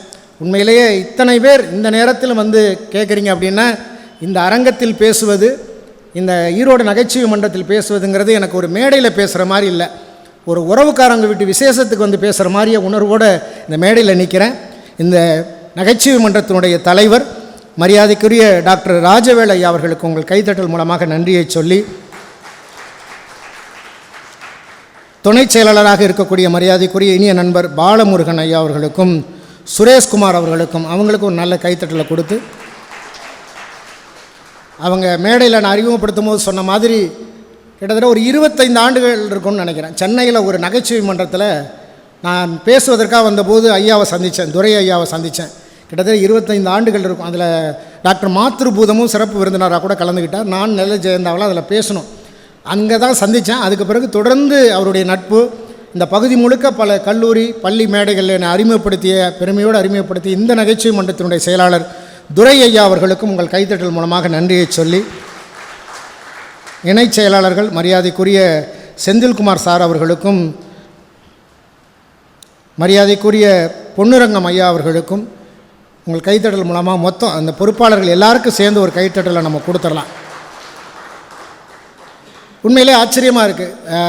இங்கே முன்னிலை பொறுப்பேற்று பேசின மரியாதைக்குரிய டாக்டர் ஹுசைன் அலி அவர்கள் ஒரு நகைச்சுவைங்கிற விஷயங்களில் புதிய அடிப்படையில் அவங்க சொன்ன விஷயங்கள் சில மேடைகளில் நம்ம கேட்டிருப்போம், சில விஷயங்கள் நமக்கே தெரிஞ்சிடும் என்ன சொல்ல போகிறாங்கன்னு. அவங்க சொல்ல நானே ஆச்சரியமாக, நான் பல மேடைகள் பார்த்தேன், பல நகைச்சுவை கேட்டிருந்தாலும் அவங்க சொன்ன விதமும் அவங்க சொன்ன அந்த கதையும் உண்மையிலே ரொம்ப உற்சாகமாக இருந்தது. ஏன்னா நபிகள் பெருமானாரே ரொம்ப இயல்பான நகைச்சுவை உணர்வானர்னு சொல்லுவாங்க, ரொம்ப இயல்பாக நகைச்சுவை. ஏன்னா ஒரு வழிப்போக்கன் ஒரு நாள் நபி பெருமானார் வீட்டுக்கு வந்து இரவு ஆயிடுச்சு, நான் ரொம்ப தூரம் போகணும், இன்றைக்கி ஒரு நாள் உங்கள் வீட்டில் தங்கிக்கலாமான்னு கேட்டிருக்கார். தாராளமாக தங்கிக்கலாம் அப்படின்னாராம். காலையில் நான் 6 மணிக்கு கிளம்பணும், எனக்கு காலையில் ஒரு ஒட்டகம் குட்டி ஏற்பாடு பண்ணுங்கள், ஏன்னா அவர் கொஞ்சம் உயரம் கம்மி, அதனால் எனக்கு ஒரு குட்டி ஒட்டகம் ஏற்பாடு பண்ணுங்கள், சின்னதாக இருந்தால் தானே ஏறி உட்கார ஈஸியாக இருக்கும், ஒரு குட்டி ஒட்டகம் ஏற்பாடு பண்ணுங்கன்னாராம். நபிகள் பெருமானாரும் சரின்ட்டாராம். அடுத்த நாள் காலையில் பார்த்தா ஒரு பெரிய ஒட்டகம் நின்றுருக்கு. அவர் வழிப்போக்கன்னு சொல்லியிருக்காரு, என்னையா பெருமானே பெரிய குட்டி ஒட்டகமாக சொன்னேன், இவ்வளோ பெரிய ஒட்டகமாக இருக்குன்னு கேட்டான். அப்போ தான் நபி பெருமானார் சொன்னாராம், இதுவும் இன்னொரு ஒட்டகத்தோட குட்டி தான் அப்படின்னாராம். எப்போவுமே இந்த நகைச்சுவை உணர்வுங்கிறது இயல்பான விஷயம். அது நாமளாக இருக்கணும்னா இந்த நகைச்சுவை உணர்வு எப்போதும் நம்மளை இயல்பாக வைத்துக்கொள்வதற்கு உதவுவதே இந்த நகைச்சுவை உணர்வு தான். வாரியார் சாமி தான் சொல்லுவார், கிருபானந்த வாரியார் சொல்லுவார், ஒரு பேச்சுன்னா எப்படி இருக்கணுமா, பார்க்க வந்த ரசிகர்களை கட்டி போடணுமா, பேசி முடித்தோன்னே எல்லாரும் சேர்ந்து பேச்சாளரை கட்டி போட்டக்கூடாதுங்குவார். ஒரு சாதாரண விஷயம் பாருங்கள், எவ்வளவு இயல்பாக சொல்லிட்டு போவார். நான் பொதுவாக சொல்கிறது உண்டு, பொதுவாக அந்த செத்த பிறகு சொர்க்கத்துக்கு போகிறோம் நரகத்துக்கு போகிறோன்னு சொல்கிறாங்களோ அதெல்லாம் பொய்யுங்க. அப்படி ஒரு பெரியவர் சொல்கிறார், ஒரு 80 வயசு இருக்கும், என்னை பார்த்து சொன்னார், நான் கேட்டேன், ஒரு 4 வருஷத்துக்கு முன்னால் என்கிட்ட சொன்னார், இன்னமும் ஞாபகம் இருக்குது, நம்ம செத்த பிறகு சொர்க்கத்துக்கு போகிறோம் நரகத்துக்கு போகிறோங்கிறதெல்லாம் பொய்யாம், நம்ம ஏற்கனவே செத்து இப்போ நரகத்துக்கு வந்திருக்கோமா, ஏற்கனவே வாழ்ந்துட்டோமா, இப்போ வந்திருக்கதான் நரகம்னார். அவ்வளவு விஷயங்கள் இருக்குது, அவ்வளோ பரபரப்பாகவே இருக்கும். பாருங்கள், சில பேர் இயல்பாகவே இருக்கிறது இல்லைங்க, எப்போவுமே ஒரு பரபரப்பான உலகத்திலே இருந்துகிட்டு இருக்காங்க. நான் ஒரு பெரிய சந்தையில் ஒருத்தன் இந்த கவுதாரி விற்றுக்கிட்டு இருந்தான். பொதுவாக நம்ம கோழி விற்பாங்க, ஆடு விற்பாங்க, கவுதாரியும் விற்பாங்க. நம்ம மனுஷன் இப்போ எல்லாத்தையும் சாப்பிட்றோம், மனுஷனை தவிர எல்லாம் சாப்பிட்றோன்னு வச்சுங்களேன். ஜோடி 500 விற்றுருக்கான். அந்த பக்கமாக போனவன் எவ்வளவுதுன்னு கேட்டிருக்கான், 2 கவுதாரி ஜோடி 500. சரி ரைட், தப்பு இல்லை. பக்கத்தில் ஒன்று தனியாக இருந்தது, சார் ஜோடியாக வச்சுருக்கீங்க 500, இங்கே ஒரு ஜோடி தனியாக ஒன்று இருக்குது, இது எவ்வளோதுன்னு கேட்டிருக்கான். இது 5000 இருக்கான். அவனுக்கு குழப்பம் ஆயிடுச்சு, 2 ஜோடி வச்சுருக்க, 2 500 சொல்கிற, சரி இது ஒன்று 5000 சொல்கிறியா எப்படியான்னு இருக்கான். இங்கே பாரு, இவ்வளோ கவுதாரியும் பிடிக்கிறதுக்கு உதவி பண்ணுறதே இந்த கவுதாரி தான். இது கீச்சுன்னு கத்தும், இது கத்துனோன்னே எல்லா கவுதாரியும் வந்து வலை போட்டு பிடிச்சிருவேன். ஆக இத்தனையும் பிடிக்கிறதுக்கு உதவி பண்ணுறது அதுதான், அதனால தான் அது 5000 இருக்கான். அப்போ நான் அதை வாங்கிக்கிறேன்னு இருக்கான். 5000 காசு கொடுத்துட்டு அந்த கவுதாரியை வாங்கி என்ன பண்ணியிருக்கான், அவனுக்கு முன்னாலே கழுத்தை நெரிச்சு கொண்டிருக்காங்க. சுற்றி நின்று அதிர்ச்சியா, ஏய் லூசாடா நீ 5000 கொடுத்துட்டு கவுதாரியை வாங்கி அதை கொண்டு விட்டியா அப்படின்னு இருக்காங்க. பாரு, அது மனுஷனாக மட்டும் இல்லை, எந்த ஜீவராசியாக இருந்தாலும் தன்னுடைய இனத்தை காட்டி கொடுக்குற ஒரு உயிரினம் வாழ்கிறதுக்கு தகுதியற்றதுன்னு நான் உண்மையிலே நான் யோசிச்சு பாருங்களேன். நல்லவனாக இருக்கிறதே கஷ்டங்க. இப்பெல்லாம் நாட்டில் ரொம்ப நல்லவனாக இருக்கிறது கஷ்டம் தெரியுங்களா. ஒரு மன்னன் என்ன பண்ணாரா, அந்த நாட்டில் யாரையாவது உங்களுக்கு பிடிக்கலைன்னா அந்த மலை முகட்டில் அவன் பேரை எழுதி வச்சுருங்கன்னு இருக்கார். இந்த நாட்டில் உங்களுக்கு யாரையாவது பிடிக்கலையா, அவன் பேரை இந்த குன்றில் எழுதி வச்சுருங்க, அவனுக்கு நான் தண்டனை கொடுக்குறேன்னு இருக்கார். மறுநாள் இவர் மாறு வேஷத்தில் போயிருக்காரு, இவர் பேரை ஒருத்தன் எழுதிக்கிட்டு இருந்திருக்கான். இவர் பின்னால் முதுகில் தட்டி என்னையான் இருக்கார், பேர் எழுதிக்கிட்டு இருக்கேன். யார் பேர், மன்னன் பேர். இவர் மாறு வேஷத்தில் இருக்காது, அவனுக்கு தெரியாது. ஏன் மன்னனை உனக்கு பிடிக்காதான்னு இருக்கார். பிடிக்கவே பிடிக்காதுன்னு இருக்கான். ஏன் இருக்கார், எல்லாரும் அவரை நல்லவன் சொல்கிறாங்கன்னு இருக்கார். எல்லாரும் ஒருத்தனை நல்லவன் சொல்கிறதுக்காக ஒருத்தனை பிடிக்கலாங்க. ஒருத்தருக்கு எவ்வளோ பெரிய பார்த்தீங்களா, நல்லவன் எல்லாரும் சொல்கிறாங்கங்கிறதுக்காக அவரை எனக்கு பிடிக்காதுன்னு ஒருத்தர் சொல்கிறான்னு இந்த காலத்தில் நல்லவனாக வாழ்ந்து காட்டுறதுங்கிறது எவ்வளோ கஷ்டமாக இருக்குது. ஒரே வரையில் சொல்லட்டுங்களா, நம்ம வாழ்க்கையை பாதி வாழ்க்கை ஃபோனில் போகுது, பாதி வாழ்க்கை லோனில் போகுது. பல பேருக்கு அதான் பாதி வாழ்க்கை ஃபோனு, பாதி வாழ்க்கை லோனு. இன்னும் சொல்லட்டுங்களா, இந்த பெரிய அம்மை சின்னம்மையை விட இப்போ இஎம்ஐ தான் ரொம்ப உற்சாகமாக இருக்குது. எல்லோரும் இஎம்ஐ விட்டு வெளில வர முடியாது போல இருக்குது. வாழ்க்கையே எப்படி மாறி போச்சு பார்த்தீங்களா. எனக்கு ஆச்சரியமாக இருக்குது. இந்த பொங்கலில் பக்கத்து வீட்டு பையன் ஓடி வந்து அப்பாட்ட சொல்கிறான், அப்பா எய்த்த விட்டு அங்களுக்கு வாட்ஸ்அப் இல்லையாப்பான்னா. ஏண்டான்னாரு. நேராக வந்து வாழ்த்து சொல்லிட்டு போகிறாரு. ஆச்சரியப்பட்டு கேட்குறாங்க, நேராக வந்து வாழ்த்து சொல்கிறது ஆச்சரியமாக, அவருக்கு வாட்ஸ்அப் இல்லையான்னு கேட்குறான். எப்படி மாறிச்சு பார்த்தீங்களா, செயற்கைத்தனமான மாற்றமாக ஆயிடுச்சு. நான் கூட எல்லாருக்கும் சொல்கிறது உண்டு, இந்த கூட்டத்தில் யாராவது கல்யாணம் ஆகாத ஆணோ பெண்ணோ இருந்தால் தயவு செய்து இந்த ஜாதகம் பார்க்குறத கொஞ்சம் விட்டுருங்க. ஏன்னா காலத்துக்கு தகுந்த மாதிரி நாம் மாறணும்ல. இது பொண்ணோட ஜாதகம், இது மாப்பிள்ளையோட ஜாதகம்னு எடுத்து வச்சு 8 பொருத்தம் இருக்குது, 9 இருக்குது, 10 இருக்குன்னா 10 நாளில் பிரச்சனை. அப்புறம் என்ன 10 பொருத்தம்? காலத்துக்கு தகுந்த மாதிரி நாமளும் மாறணுமா இல்லையா? இதுதான் பொண்ணு, இதுதான் மாப்பிள்ளைன்னு முடிவு பண்ணிட்டா பொருத்தம் பாருங்கள். எதுக்கு பொருத்தம் பார்க்கணும்? ஜாதகத்துக்கு பொருத்தம் இல்லை. 2 பேரை செல்ஃபோனை வாங்க, இது பொண்ணோட செல்ஃபோன், இது மாப்பிள்ளையோட செல்ஃபோன், 2க்கும் பொருத்தம் பாருங்கள். இப்போ நான் சொல்கிறது உங்களுக்கு புரியலைன்னு நினைக்கிறேன், புரிகிற மாதிரி சொல்கிறேன். இது பொண்ணோட செல்ஃபோன், இது மாப்பிள்ளையோட செல்ஃபோன், 2க்கும் பொருத்தம். 3 பொருத்தம் இருந்தால் போதும். முதல் பொருத்தம், பொண்ணு வச்சுருக்க செல்ஃபோன் 1 லட்ச ரூபா, மாப்பிள்ளை வச்சுருக்க செல்ஃபோன் 10,000 ரூபா. இது சேருமா? அது பொண்ணு ஊதாரியார், அதுவே 1 லட்ச ரூபாய்க்கு வச்சுருக்கு ஃபோனு, இவன் 10,000 ரூபாய்க்கு வச்சுருக்கான். சேருமா அது? 2வது பொருத்தம், பேர் எப்படி பதிவு பண்ணியிருக்காங்கன்னு பார்க்கணும். 2 பேரும் கமலா, விமலா, சுரேஷ், ரமேஷ்னு பேரை கரெக்டாக பதிவு பண்ணியிருக்காங்களா? ஏதாவது கோடு வேர்டு இல்லை, லல்லு லொல்லு இள்ளு அப்படின்னு சில பேர் செல்ல பேரில் வச்சுருப்பான். அப்படி ஏதாவது பேர் இருக்குன்னா அது ஏதோ அந்த வண்டி எங்கேயோ முட்டிக்கு நிற்கிதுன்னு அர்த்தம்.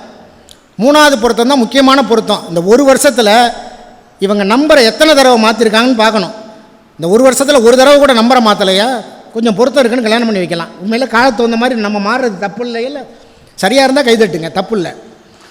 ஏன்னா காலம் அப்படி மாறி போயிருக்குங்கிறதுக்காக சொல்கிறேன். எப்படியெல்லாம் யோசிக்க வேண்டியது இருக்குது பார்த்தீங்களா, எப்படி மாறி போயிருக்குங்கிறதுக்காக நம்ம யோசிக்கிறோம். இன்றைக்கி இருக்கிற சின்ன பசங்கங்க நம்ம கேட்குற கேள்விக்கு பதில் சொல்ல முடியல. உண்மையிலே அறிவாளியாக இருக்கான் என் பையன்லாம். எனக்குலாம் 2 பசங்க.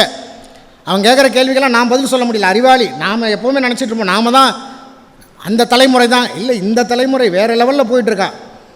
கொஞ்சம் குசும்பு இருக்குது, கொஞ்சம் பிரச்சனைகள் இருக்கே தவிர பயங்கரமாக யோசிக்கிறான்.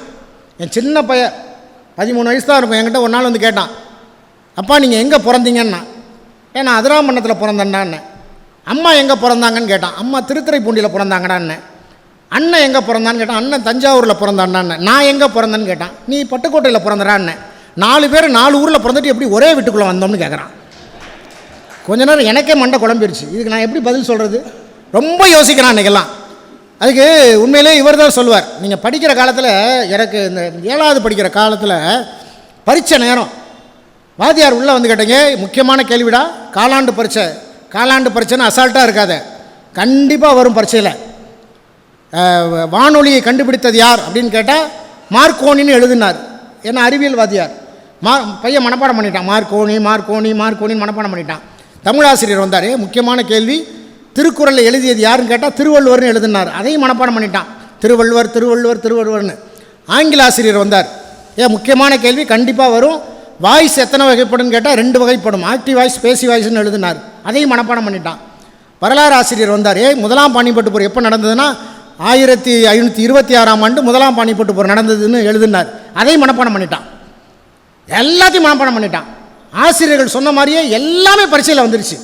எல்லாத்துக்கும் பதில் எழுதிட்டான். என்ன கொஞ்சம் இடமாற்றி எழுதிவிட்டான். வானொலியை கண்டுபிடித்தது யார் அப்படிங்கிற இடத்துல திருவள்ளுவர்னு எழுதிட்டான். திருக்குறளை எழுதியது யார் அப்படிங்கிற இடத்துல மார்க்கோனின்னு எழுதிட்டான். 1526ஆம் ஆண்டு என்ன நடந்ததுங்கிறதுல 1526ஆம் ஆண்டு ஆக்டிவ் வாய்ஸுக்கும் பேசி வாய்ஸுக்கும் 1ஆம் பானிப்பட்டு போர் நடந்ததுன்னு எழுதிட்டான். என்ன பொட்ட மனப்பாடம்னு சொல்லுவாங்கல்ல, நம்ம வகுப்பில் ஆசிரியர்கள் கவனிங்கன்னு சொல்கிறதே அதான் காரணம். நம்மளால் மனப்பாடம் பண்ணி எழுதிடலாங்கிறதுல என்னுடைய விஷப்பரிச்சையே தான். இன்றைக்கி இருக்கிற இளைய தலைமுறை பார்க்குறோம். உண்மையிலேயே சுகிசிவம் ஐயா தான் ஒரு விஷயத்தை ஒரு மேடையில் சொன்னார். மேடையிலங்கிறத விட தனிப்பட்ட ரீதியாக நாங்கள் பேசிக்கிட்டு இருக்கும்போது ஒரு சம்பவத்தை சொன்னார். இதை மேடையில் அவர் சொன்னாரான்னு எனக்கு ஞாபகம் இல்லை. இன்றைக்கி இருக்கிற இளைய சமுதாயம் எப்படி இருக்குங்கிறதுக்கு அவர் சொன்ன பெரிய உதாரணம் அது.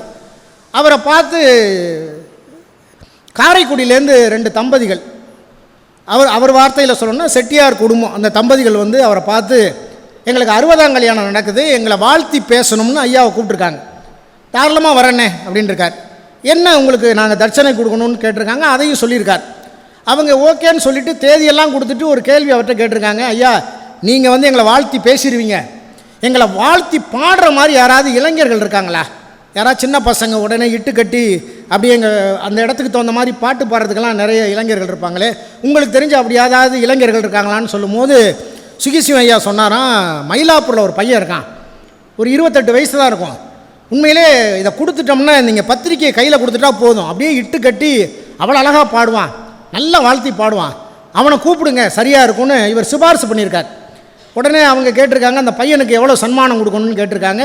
ஒரு 5000 ரூபா கொடுங்க அப்படின்னாராம். சரின்னு போய் பார்த்துருக்காங்க, அட்ரஸ் எல்லாம் வாங்கிட்டு நேராக அந்த பையன் வீட்டுக்கு போயிருக்காங்க. தம்பி, சுகிசிவம் ஐயா தான் உன் பேரை சொன்னார், எங்களுக்கு 60ஆம் கல்யாணம் நடக்குது, எங்களை வாழ்த்தி நீ ஒரு பாட்டு பாடணும், இட்டு கட்டி பாடணும், அதுக்காக தான் கூப்பிட வந்திருக்கோம். ஐயோ ஐயா சொன்னாரா, கண்டிப்பாக வந்துடுவேன், எத்தனை தேதி சொல்லுங்கள், எங்கே வரணும் சொல்லுங்கள் அப்படின்ட்டுருக்கான். எவ்வளவு அமௌண்ட்டுன்னு கேட்டிருக்காங்க. சரி, இருந்தாலும் அவர் 5000 ரூபா சொன்னார். இவங்ககிட்ட கேட்டுருவேன்னு, தம்பி உனக்கு எவ்வளோ சன்மானம் கொடுக்கணும், நான் 500 ரூபாய்க்கு குறைஞ்சி வாங்குறதே இல்லைன்னு இருக்கான்.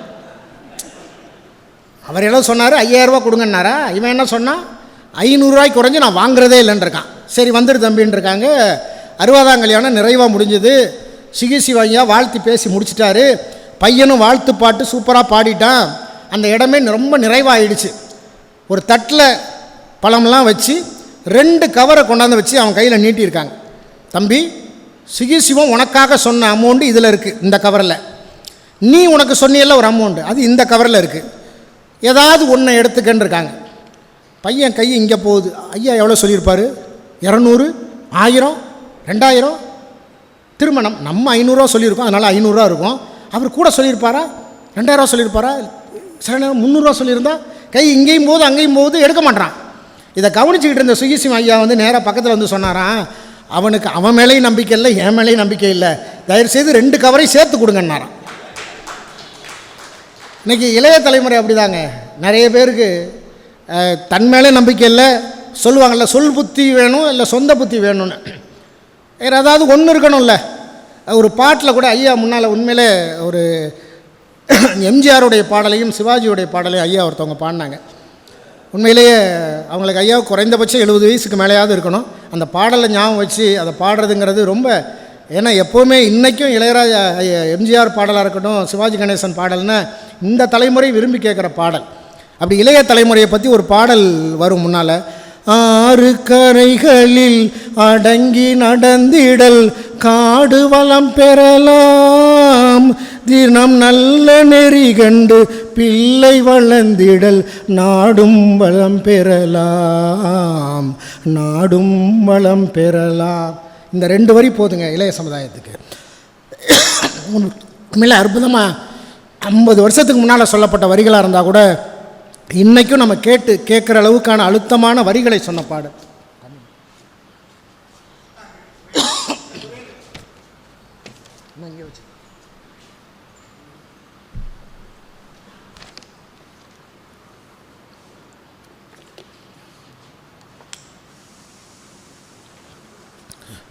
மன்னிக்கணும், பொதுவாக நான் பேசும்போது இடையில தண்ணியெல்லாம் குடிக்க மாட்டேன். தொடர்ந்து ஒரு வாரமாக அந்த பணியில் நிறைய தொடர்ச்சியான நிகழ்ச்சிகள் அப்படிங்கிறதுனால. ஏன்னா மாற்றங்கள் பொதுவாக சொல்லுவாங்க, வாழ்க்கை எப்போவுமே நேர்மறையாக யோசிக்கணும் அப்படின்னு தான் சொல்லிக் கொடுப்பாங்க. நமக்கு சொல்லிக் கொடுத்த பெரியவங்க எல்லாருமே வாழ்க்கையை நேர்மறையாக யோசிங்கன்னு. பொதுவாக ஒருத்தன் கன்னியாகுமரியில் நின்றுட்டு கடலை பார்த்து திரும்பி பார்த்துட்டு சொன்னானா, இந்தியாவுடைய எல்லை இதோட முடிஞ்சிருச்சு அப்படின்னானா. அப்போ தான் இன்னொருத்தன் இந்த பக்கம் திரும்பி நின்று சொன்னானா, இல்லை இந்தியாவுடைய எல்லை இங்கே தான் தொடங்குது அப்படின்னானா. அப்படி தானே யோசிக்கணும். வாழ்க்கையில் எப்போவுமே நேர்மறையாக யோசிக்கிறது தானேங்க நல்ல விஷயமா இருக்கும். நான் தஞ்சாவூர் மாவட்டத்துலேருந்து வந்திருக்கேன். பொதுவாக எங்கள் மாவட்டத்தில் அந்த திட்டுற பழக்கம் கூட, இந்த வயதானவங்க பார்த்திங்கன்னா, இந்த வயதான பாட்டிகள் கூட கோமா திட்டும் போது பயன்படுத்துகிற வார்த்தைகள் என்னவா தெரியுங்களா, உங்கள் வீட்டில் பசுமாடு பால் கறக்க, உங்கள் வீட்டில் தங்கம் விளைய, அப்படிலாம் திட்டுவாங்க. அந்த கோவத்தில் திட்டும்போது கூட பாசிட்டிவாக திட்டுவாங்க. இன்னமும் எங்கள் வீட்டில் இருக்கிற பாட்டி நான் கேட்டிருக்கேன், உங்கள் வீட்டில் தங்கம் விளைய அப்படிங்குவாங்க. நான் ஏதோ கோவமாக திட்டுற மாதிரி இருக்கும், பார்த்தா அதில் ஒரு பாராட்டு இருக்கும். வார்த்தைகளில் கூட கவனமாக இருக்கணும், அடுத்தவங்களை காயப்படுத்தக்கூடாதுன்னு நினைக்கிறவங்கள நம்ம பார்த்துக்கிட்டு இருக்கோம். ஏன்னா காலம் நிறைய மாறிடுச்சுங்க. எனக்கு தெரிஞ்சு எங்கள் பாட்டி சொல்லியிருக்காங்க, எங்கள் தாத்தா இந்த ரேடியோ கண்டுபிடிச்ச காலம், இந்த மாதிரி ஒரு டேபிள் மேலே ரேடியோ இருந்திருக்கு. எங்கள் தாத்தா அப்படி நடந்திருக்காரு, தெரியாமல் கைப்பட்டு ரேடியோ கீழே விழுந்துருச்சு. கீழே விழுந்த ரேடியோ அதுவாக பாடியிருக்கு. எங்கள் தாத்தாவுக்கு ஆஃப் பண்ண தெரியலை, ரேடியோவை ஆஃப் பண்ண தெரியாது. இப்படி எடுத்து என்ன பண்ணியிருக்காரு, இப்படி குடிக்கிருக்கார், இப்படி ஆட்டியிருக்கார். ரேடியோ நிற்கலை, செவத்தில் வச்சு மோதிருக்கார், அப்படி நிற்கலை. சுற்றி முற்றியும் பார்த்துட்டு வேஷ்டி அவுத்து போத்திருக்கார், அப்படி நிற்கலை. கொல்லை பக்கம் போய் ஒரு குடம் தண்ணி எடுத்து கொண்டாந்து ஊற்றிருக்கார். ரேடியோவை ஆஃப் பண்ண தெரியாத தாத்தா இருந்த காலம். ஆனால் இன்றைக்கி பசங்க 3 வயசு பையங்க விரல் நுனியில் உலகத்தை கொண்டு வர்றான். கையில் செல்ஃபோன் இருந்தால் போதும் அப்படின்னு ஆச்சரியப்படுறோம்ல. அதில் ஒரு அம்மா சொல்லுது, நான் பார்க்குறேன், என் பையன் 2 வயசு பையன்தான், கையில் செல்லை கொடுத்துட்டா போதும், என்ன சொன்னாலும் கேட்பான். இன்றைக்கி இருக்கிற பல பெரியவங்க அதை தான் நினைக்கிறாங்க. சோறு விட்றதா இருந்தாலும் சரி, எந்த காரியம் ஆனாலும் சரி, என் பிள்ளை கையில் செல்லை கொடுத்தா போதும், என்ன சொன்னாலும் இப்போ கேட்பான், அப்புறம் வைப்பான், பெரிய ஆப்பா. நாம் இப்போ மகிழ்ச்சியாக இருக்கிறோம். யோசிச்சு பாருங்களேன், பெரியவங்களோட பேர் இருக்கீங்களே, நம்மெல்லாம் எப்படிங்க விளையாண்டோம்? நம்ம வயசில் 5 வயசு 10 வயசில் எப்படி இருந்தோம்? தாவி தாவி விளையாண்ட குழந்தைகள் இருந்தது அந்த காலம். செல்போனை தடவி தடவி விளையாடுகிற குழந்தைகள் இருக்கிறது இந்த காலம். கால் வலிக்க விளையாண்ட குழந்தைகள் இருந்தது அந்த காலம். கண் வலிக்க விளையாடுகிற குழந்தைகள் இருக்கிறது இந்த காலம். எவ்வளோ மாறிப்போச்சு, எத்தனை மாற்றங்கள். நம்ம ஆச்சரியமாக இருக்குது இன்றைக்கி இருக்கிற பசங்களை பார்க்கும்போது. இன்றைக்கி இருக்கிற இளைய தலைமுறையினுடைய இந்த கையில் இந்த சுற்றுச்சூழல் என்ன தான் இன்றைக்கி அவங்க சாதனை பண்ணால் கூட இன்றைக்கி இருக்கிற புறச்சூழல் மோசமாக இருக்கேன்னு நம்ம பயப்படுறோம். அன்றைக்கெல்லாம் வாத்தியார்கள் அடி வாங்கினவங்க. நம்மலாம் அடி வாங்காமல் இருந்தோமா? எனக்கு தெரிஞ்சு நான்லாம் +2 வரைக்கும் அடி வாங்கியிருக்கேன். 12வது படிக்கிற வரைக்கும் அடி வாங்க எல்லா வாத்தியாரையும் அடி வாங்கியிருக்கோம். வீட்டில் வந்து சொல்ல மாட்டாங்க, வீட்டில் வந்து சொன்னால் வீட்டில் திட்டுவாங்க, அப்போ என்னமோ தப்பு பண்ணியிருக்கேன் அதனால தான் அடிச்சிருக்காங்கன்னு. ஆனால் இன்றைக்கி அப்படிலாம் இல்லை, கையை ஓங்கவே முடியாது. என்னைக்கு ஆசிரியர்கள் கையில் இருக்கிற பிரம்பு கீழே விழுந்துச்சோ, கீழே போட்டாங்களோ, இன்றைக்கி படிக்கிற மாணவர்கள் கையில் பீர் பாட்டில் தூக்கிட்டானுங்க. இன்றைக்கி வருத்தமாக இருக்கா இல்லையா? யோசிச்சு பாருங்கள். நல்ல மாற்றங்களை நம்ம வரவேற்கிறோம், நல்ல விஷயங்களை சந்தோஷமாக கொண்டாடுறோம். இன்றைக்கி பண்டிகைகள் பற்றி பேசுகிறோம். இன்றைக்கி தீபாவளியாக இருக்கட்டும், பொங்கலாக இருக்கட்டும், கிறிஸ்மஸாக இருக்கட்டும், ரம்ஜானாக இருக்கட்டும், நீங்கள் இந்த 50 வருஷத்துக்கு முன்னால் கொண்டாடின மாதிரி இன்றைக்கி அப்படியே இருக்குன்னு நினைக்கிறீங்களா? பல விஷயங்களை நம்ம நாமளாகவே காலத்து வந்த மாதிரி மாற்றிட்டோம். பொங்கல் வாழ்த்தெல்லாம் இப்போ அனுப்புகிறோமா? நம்ம யாருக்காவது பொங்கல் வாழ்த்து அப்போல்லாம் எனக்கெல்லாம் ஞாபகம் இருக்குது. 15 பைசா கார்டு, 50 காசு கார்டு. அது நமக்கு வந்த பொங்கல் வாழ்த்தை பள்ளிக்கூடம் திறந்தோன்னே கொண்டு போய் நம்ம பசங்கள்கிட்ட காட்டுவோம். கூட இருக்கிறோம், டே எனக்கு 15 கார்டு வந்துச்சு, எனக்கு 10 கார்டு வந்துச்சு. சில பேர் அவனே காசு வாங்கி அவன் அட்ரஸுக்கே எழுதியெல்லாம் கொண்டாந்து காட்டுவான். அதில் ஒரு சந்தோஷம். இன்றைக்கெல்லாம் அப்படியெல்லாம் வாழ்த்தெல்லாம் குறைஞ்சி போச்சுங்க.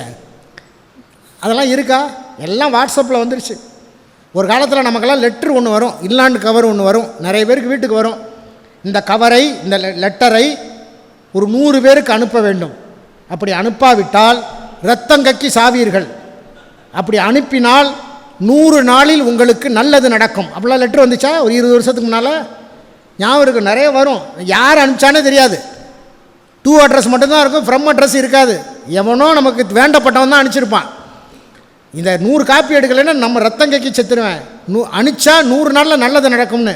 இப்போ அவன்லாம் இல்லை, அவன்லாம் கிளம்பி இப்போ எங்கே வந்துட்டான்னா வாட்ஸ்அப் கூட வந்துட்டான். அதில் அனுப்புகிறான், இதை 100 பேருக்கு ஷேர் செய்யுங்கள், இல்லாவிட்டால் நீங்கள் தமிழரே கிடையாது, மனிதனே கிடையாது, அப்படிலாம் அது ஒரு குரூப் கிளம்பிட்டான். என்ன பார்த்தீங்களா காலம் எப்படியெல்லாம் எப்படி மாறி போயிருக்குங்கிறதுக்கான விஷயங்கள் நம்ம யோசிக்கும் போது ஆச்சரியமாக இருக்குங்க. நீங்கள் இன்றைக்கி இன்றைக்கி நிறைய பெண்கள் வந்திருக்காங்க.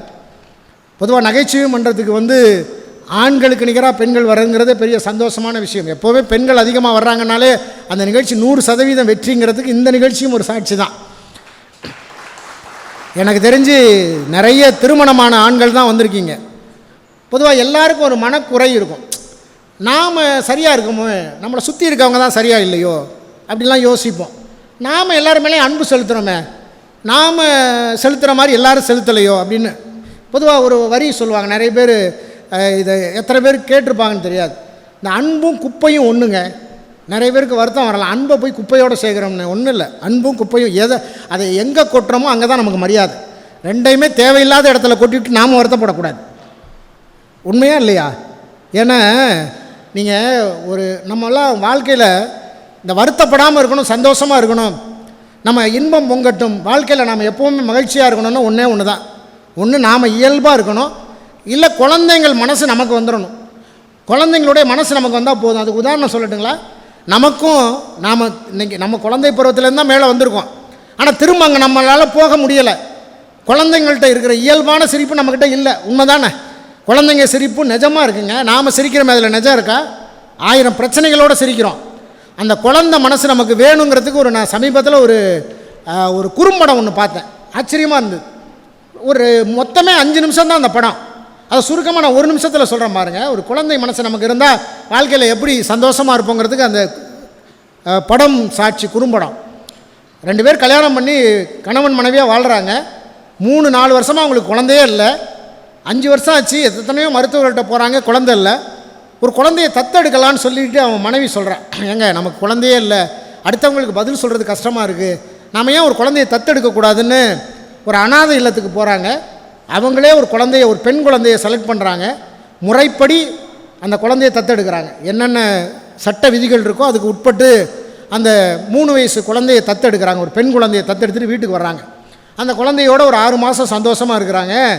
திடீர்னு பார்த்தா அவன் மனைவி கர்ப்பமாயிடுறா. ஐயோ, அவளுக்கு ரொம்ப சந்தோஷம். இந்த குழந்தை வந்த நல்ல நேரம் பாருங்கள், இப்போ நமக்கே குழந்தை பிறக்க போகுது அப்படின்னு நினச்சி சந்தோஷப்படுறாங்க. 10 மாதம் கழித்து அவளுக்கு ஒரு குழந்தை பிறகுது, ஒரு ஆண் குழந்தை பிறகுது. குழந்தை பிறந்தோடனே ஒரு நாள் கூப்பிட்டு கணவனை கூப்பிட்டு அவள் பேசுகிறான் மனைவி, ஏங்க நமக்கு குழந்தை பிறந்துருச்சாங்க, இந்த குழந்தை வளர வளர நமக்கு பிறந்த குழந்தை மேலே தானங்க நமக்கு பாசம் வரும், தத்தெடுத்துட்டு வந்த குழந்தை மேலே பாசம் குறைஞ்சிருச்சுன்னா நாளைக்கு அந்த குழந்தை வருத்தப்படும்ல. புருஷங்காரன் கேட்டான், அதுக்கு என்ன பண்ண சொல்கிறேன்னா, இல்லை நம்ம குழந்தைய நாமளே வச்சுக்குவோம், தத்தெடுத்துட்டு வந்த குழந்தைய கொண்டு போய் எங்கே தத்தெடுத்தோமோ அங்கேயே போய் விட்டுட்டு வந்துடுவோம் அப்படின்னு பேசுனாங்க. அது நல்லா இருக்குமா? என்னதான் இருந்தாலும் நம்ம கூட 1 வருஷம் 2 வருஷம் அந்த குழந்தை வளர்ந்துருச்சு. இல்லைங்க, எதிர்காலத்தில் நாம் பெற்ற குழந்தை மேலே வைக்கிற பாசம், அதே பாசம் அந்த குழந்தை மேலே இருக்குமான்னு சொல்ல முடியாது.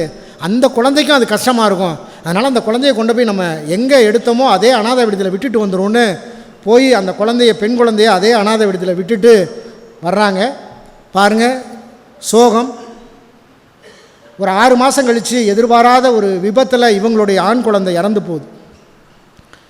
அழுகிறாங்க, கதறாங்க.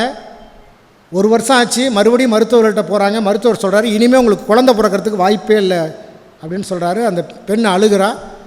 மறுபடியும் உட்காந்து பேசுகிறாங்க. ஏங்க நம்ம எந்த குழந்தைய அனாதை விடுதியிலேருந்து எடுத்துகிட்டு வந்தோமோ அந்த பெண் குழந்தைய போய் மறுபடியும் நம்ம கூட்டிகிட்டு வந்துடலாம் அப்படின்னு பேசுகிறாங்க. மறுபடியும் அதே அனாதை விடுதிக்கு போகிறாங்க. அங்கே இருக்கிற நிர்வாகிகள்கிட்ட பேசுகிறாங்க, நாங்கள் இந்த மாதிரி தப்பு பண்ணிட்டோம், அந்த குழந்தைய கொண்டாந்து எங்களுக்கு குழந்தை பிறந்துருச்சுன்னு கொண்டாந்து விட்டுட்டோம், இப்போ எங்கள் குழந்தை இறந்து போச்சு, அதனால் நாங்கள் திரும்ப கொண்டாந்து ஒப்படைச்ச அதே பெண் குழந்தையை நாங்கள் மறுபடியும் தத்தெடுத்துக்கலாம்னு நினைக்கிறோன்னு சொல்கிறாங்க. அதனால் ஒன்றும் தப்பு இல்லை, முறைப்படி இதெல்லாம் நீங்கள் செஞ்சிட்டிங்கன்னா அந்த குழந்தைய எடுத்துக்கலாம் அப்படின்னு சொல்கிறாங்க. எல்லாம் முடிஞ்சிருச்சு. அந்த குழந்தைய பேர் சொல்லி கூப்பிட்றாங்க. அந்த குழந்தை தூரமாக நின்று இவங்க 2 பேரையும் பார்த்துட்டு வேகமாக ஓடி வந்து 2 பேருடைய காலையும் 2 கையாலையும் கட்டி பிடிச்சிட்டு அந்த குழந்தை சொல்லுது, அம்மா அப்பா தம்பி நல்லா இருக்கானான்னு சொல்லுதுங்க. அதுதான் குழந்தை. நம்மளை கொண்டாந்து திருப்பி விட்டுட்டாங்களே, நம்மளை இப்படி கொண்டாந்து மறுபடியும் அந்த பாசம் இல்லாமல் போய் அப்படிலாம் அந்த குழந்தை நினைக்கவே இல்லைங்க. அந்த குழந்தைக்கு இருக்கிற மனசு அவ்வளோதான். மறுபடியும் நம்மளை கூப்பிட்டு போகிறான், அவ்வளோதான். பொதுவாக சொல்லணும், குழந்தை மனசு நமக்கு வேணுங்கிறது அவ்வளோதான். நிறைய விஷயங்களில் அம்மா இப்படி பண்ணிட்டான், இவன் இப்படி பண்ணிட்டான், நம்ம பழி வாங்கணும் அப்படிலாம் நினச்சோம்னா வாழ்க்கையில் எப்போவுமே டென்ஷனாக தான் இருக்கணும். நிறைய விஷயங்களை நான் வேறு வழி இல்லாமல் விட்டு கொடுக்குறோம், நிறைய வழி இல்லாமல் அனுசரித்து போகிறோம். சின்ன விஷயங்கள் தாங்க, சின்ன விஷயங்கள் தான். பொதுவாக கல்யாண வாழ்க்கையை தான் சொல்லுவாங்க. எனக்கு தெரிஞ்ச ஆண்கள் எல்லாருமே கல்யாணம் ஆனவங்களாக தான் இருக்கீங்க. இந்த யோகாவுக்கும் யோகத்துக்கும் ஒரு வித்தியாசம் இருக்குது, தெரியுங்களா உங்களுக்கு? யோகா யோகம். நாம் அமைதியாக இருந்தால் அது யோகா, நமக்கு வந்த மனைவி அமைதியாக இருந்தால் அதான் யோகம். அவ்வளோதான். நிறைய பேருக்கு யோகம் கிடச்சிருக்குன்னு நினைக்கிறேன். ஏன்னா வாழ்க்கையில் சின்ன விஷயங்கள் தானேங்க. இப்போ ஒருத்தன் மனைவியை என்ன பண்ணியிருக்கான், அம்மா வீட்டுக்கு போன மனைவியை ரயில்வே ஸ்டேஷன் போய் அழைக்கலான்னு போயிருக்கான். ரயில்வே ஸ்டேஷனில் போய் நின்றுருக்கான். மனைவி ரயிலில் வந்து இறங்கியிருக்கா. இறங்கினோடனே அவன்கிட்ட கடுப்பிடிச்சிருக்கான். ஏங்க 1 மாதம் கழித்து வர்றல்ல, கொஞ்சம் சிரித்த முகத்தோடு வரவேற்றான்னா. அங்கே பாருங்கள், அந்த புருஷனை பாருங்கள் எப்படி சிரிச்சுக்கிட்டே பொண்டாட்டியை வரவேற்கிறான். இங்கே பாருடி, நான் உன்னை அழைக்க வந்தவன், அவன் வழி அனுப்ப வந்தவன், அவனுக்கு எனக்கு வித்தியாசம் இருக்குல்லண்ணா. வாழ்க்கையில் எவ்வளோ நொந்து போயிருக்கும் பார்த்தீங்களா?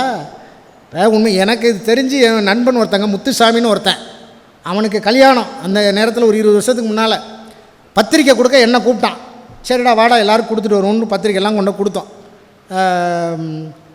தஞ்சாவூரில் எங்கள் 2 பேருக்கு நண்பன் ஒருத்தன் ரமேஷ்னு இருக்கான். அவனுக்கு பத்திரிக்கை கொடுத்துட்டு சொன்னான், மாப்பிள்ளை என் கல்யாணத்துக்கு நீ கண்டிப்பாக வந்துடணும்னா. அதுக்கு அவன் சொன்னான், மாப்பிள்ளை உனக்கு ஒரு ஆபத்துனா நான் வராமல் இருப்பேனா? அதில் உண்மையிலே கல்யாணம் முடிஞ்சு ஒருத்தன் கொடுக்காமல் விட்டுட்டான் பத்திரிக்கை. அது கல்யாணம் முடிஞ்சு நடந்தது, கல்யாணம் கொடுக்கல, பத்திரிக்கை கொடுக்க மறந்துட்டான். வள்ளத்தில் ஒரு நண்பன் இருக்கான், அவன் கேட்டான், ஏன்டா எனக்கு கல்யாண பத்திரிக்கை கொடுக்கலன்னா? அதுக்கு இவன் சொன்னான், என் பிரச்சனை என்னோட போட்டுமே தாண்டா கொடுக்கலன்னா. எப்படி சமாளிக்கிறான்? நம்மளாலும் எப்படி வேணால் சமாளிப்பான். கல்யாண பத்திரிக்கைலாம் கொடுத்துட்டாங்க. கொடுத்து முடிச்சு இந்த மாதிரி கல்யாண மண்டபத்தில் கல்யாணம். எப்போவுமே இந்த கல்யாணம் மாப்பிள்ளையோட ஒன்றா தங்கவே கூடாதுங்க. அதுவும் கல்யாணத்துக்கு முத நாள் ராத்திரி அவன் கூட தங்கவே, அவனும் தூங்க மாட்டான், நம்மளையும் தூங்க விட மாட்டான். மணமகன் அறையில் நான் அவன் கூட இருக்கேன், தூங்க விட மாட்டான். கல்யாணம், எனக்கு கல்யாணம் கல்யாணம். 2 மணி ஆச்சு. ஒரு வழியாக தூங்கிட்டான். பார்த்தா அவனுக்கு கனவு வருது. கனவுல பாட்டு, அப்படியே சிவாஜி கணேசன் பாட்டு. இரவுக்கும் பகலுக்கும் இனி என்ன வேலை, இதயத்தில் விழுந்தது திருமண மாலை அப்படின்னு அப்படியே கனவுல பாட்டு. விடிஞ்சிருச்சு. விடிஞ்சு மூர்த்த நேரம் மணவரையில் வந்து உட்காந்துட்டான். பொண்ணு பக்கத்தில் உட்காந்துருக்கு, குனிஞ்சிக்கிட்டே உட்காந்துருக்கான். ஏன்டா கல்யாண மாப்பிளாடா நீ, பொண்ணு தாண்டா குனிஞ்சிட்டு உட்காந்துருக்கணும், நீ ஏன்டா குனிஞ்சிட்டு உட்காந்துருக்கங்கிற. கடன் வாங்கி கல்யாணம் பண்ணுறான், கடன் கொடுத்தவன்லாம் முத வரிசையில் உட்காந்துருக்கான். அவனுக்கு தான் பிரச்சனை. கல்யாணம் முடிஞ்சிருச்சுங்க.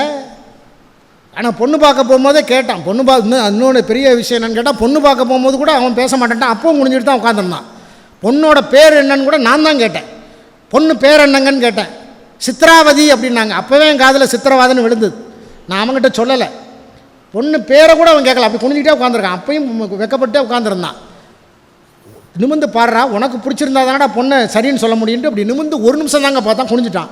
என்னடா பொண்ணு பிடிச்சிருக்கு, தேவதை மாதிரி இருக்குன்னா. அவனுக்கு தேவதை மாதிரி இருக்கும்போது நமக்கு என்ன, அவன் தானே கல்யாணம் பண்ண போகிறான். அப்படி முடிவு பண்ணது இப்போ மணவரையில். அங்கேயும் குடிஞ்சிட்டு உட்காந்துதான் நிமிந்து உட்காரான்னு சொல்லியாச்சு. கல்யாணமும் முடிஞ்சிருச்சு. கல்யாணம் முடிஞ்சு ஒரு நாள் 1 மாதத்துக்கு பிறகு அவனை பட்டுக்கோட்டை பஸ் ஸ்டாண்டில் பார்க்குறேன். ரோட்டை அளக்குறாங்க. அவனுக்கு இந்த குடிக்கிற பழக்கம் இல்லை. ஆனால் பார்த்தா குடிச்சிட்டு நடக்கிற மாதிரி ரோட்டை அளக்குறான். அப்படி இந்த பக்கமும் அந்த பக்கமும். முத்துச்சாமிங்கிறேன். அங்கேருந்து என்னை பார்த்துட்டு அழுகிறான்.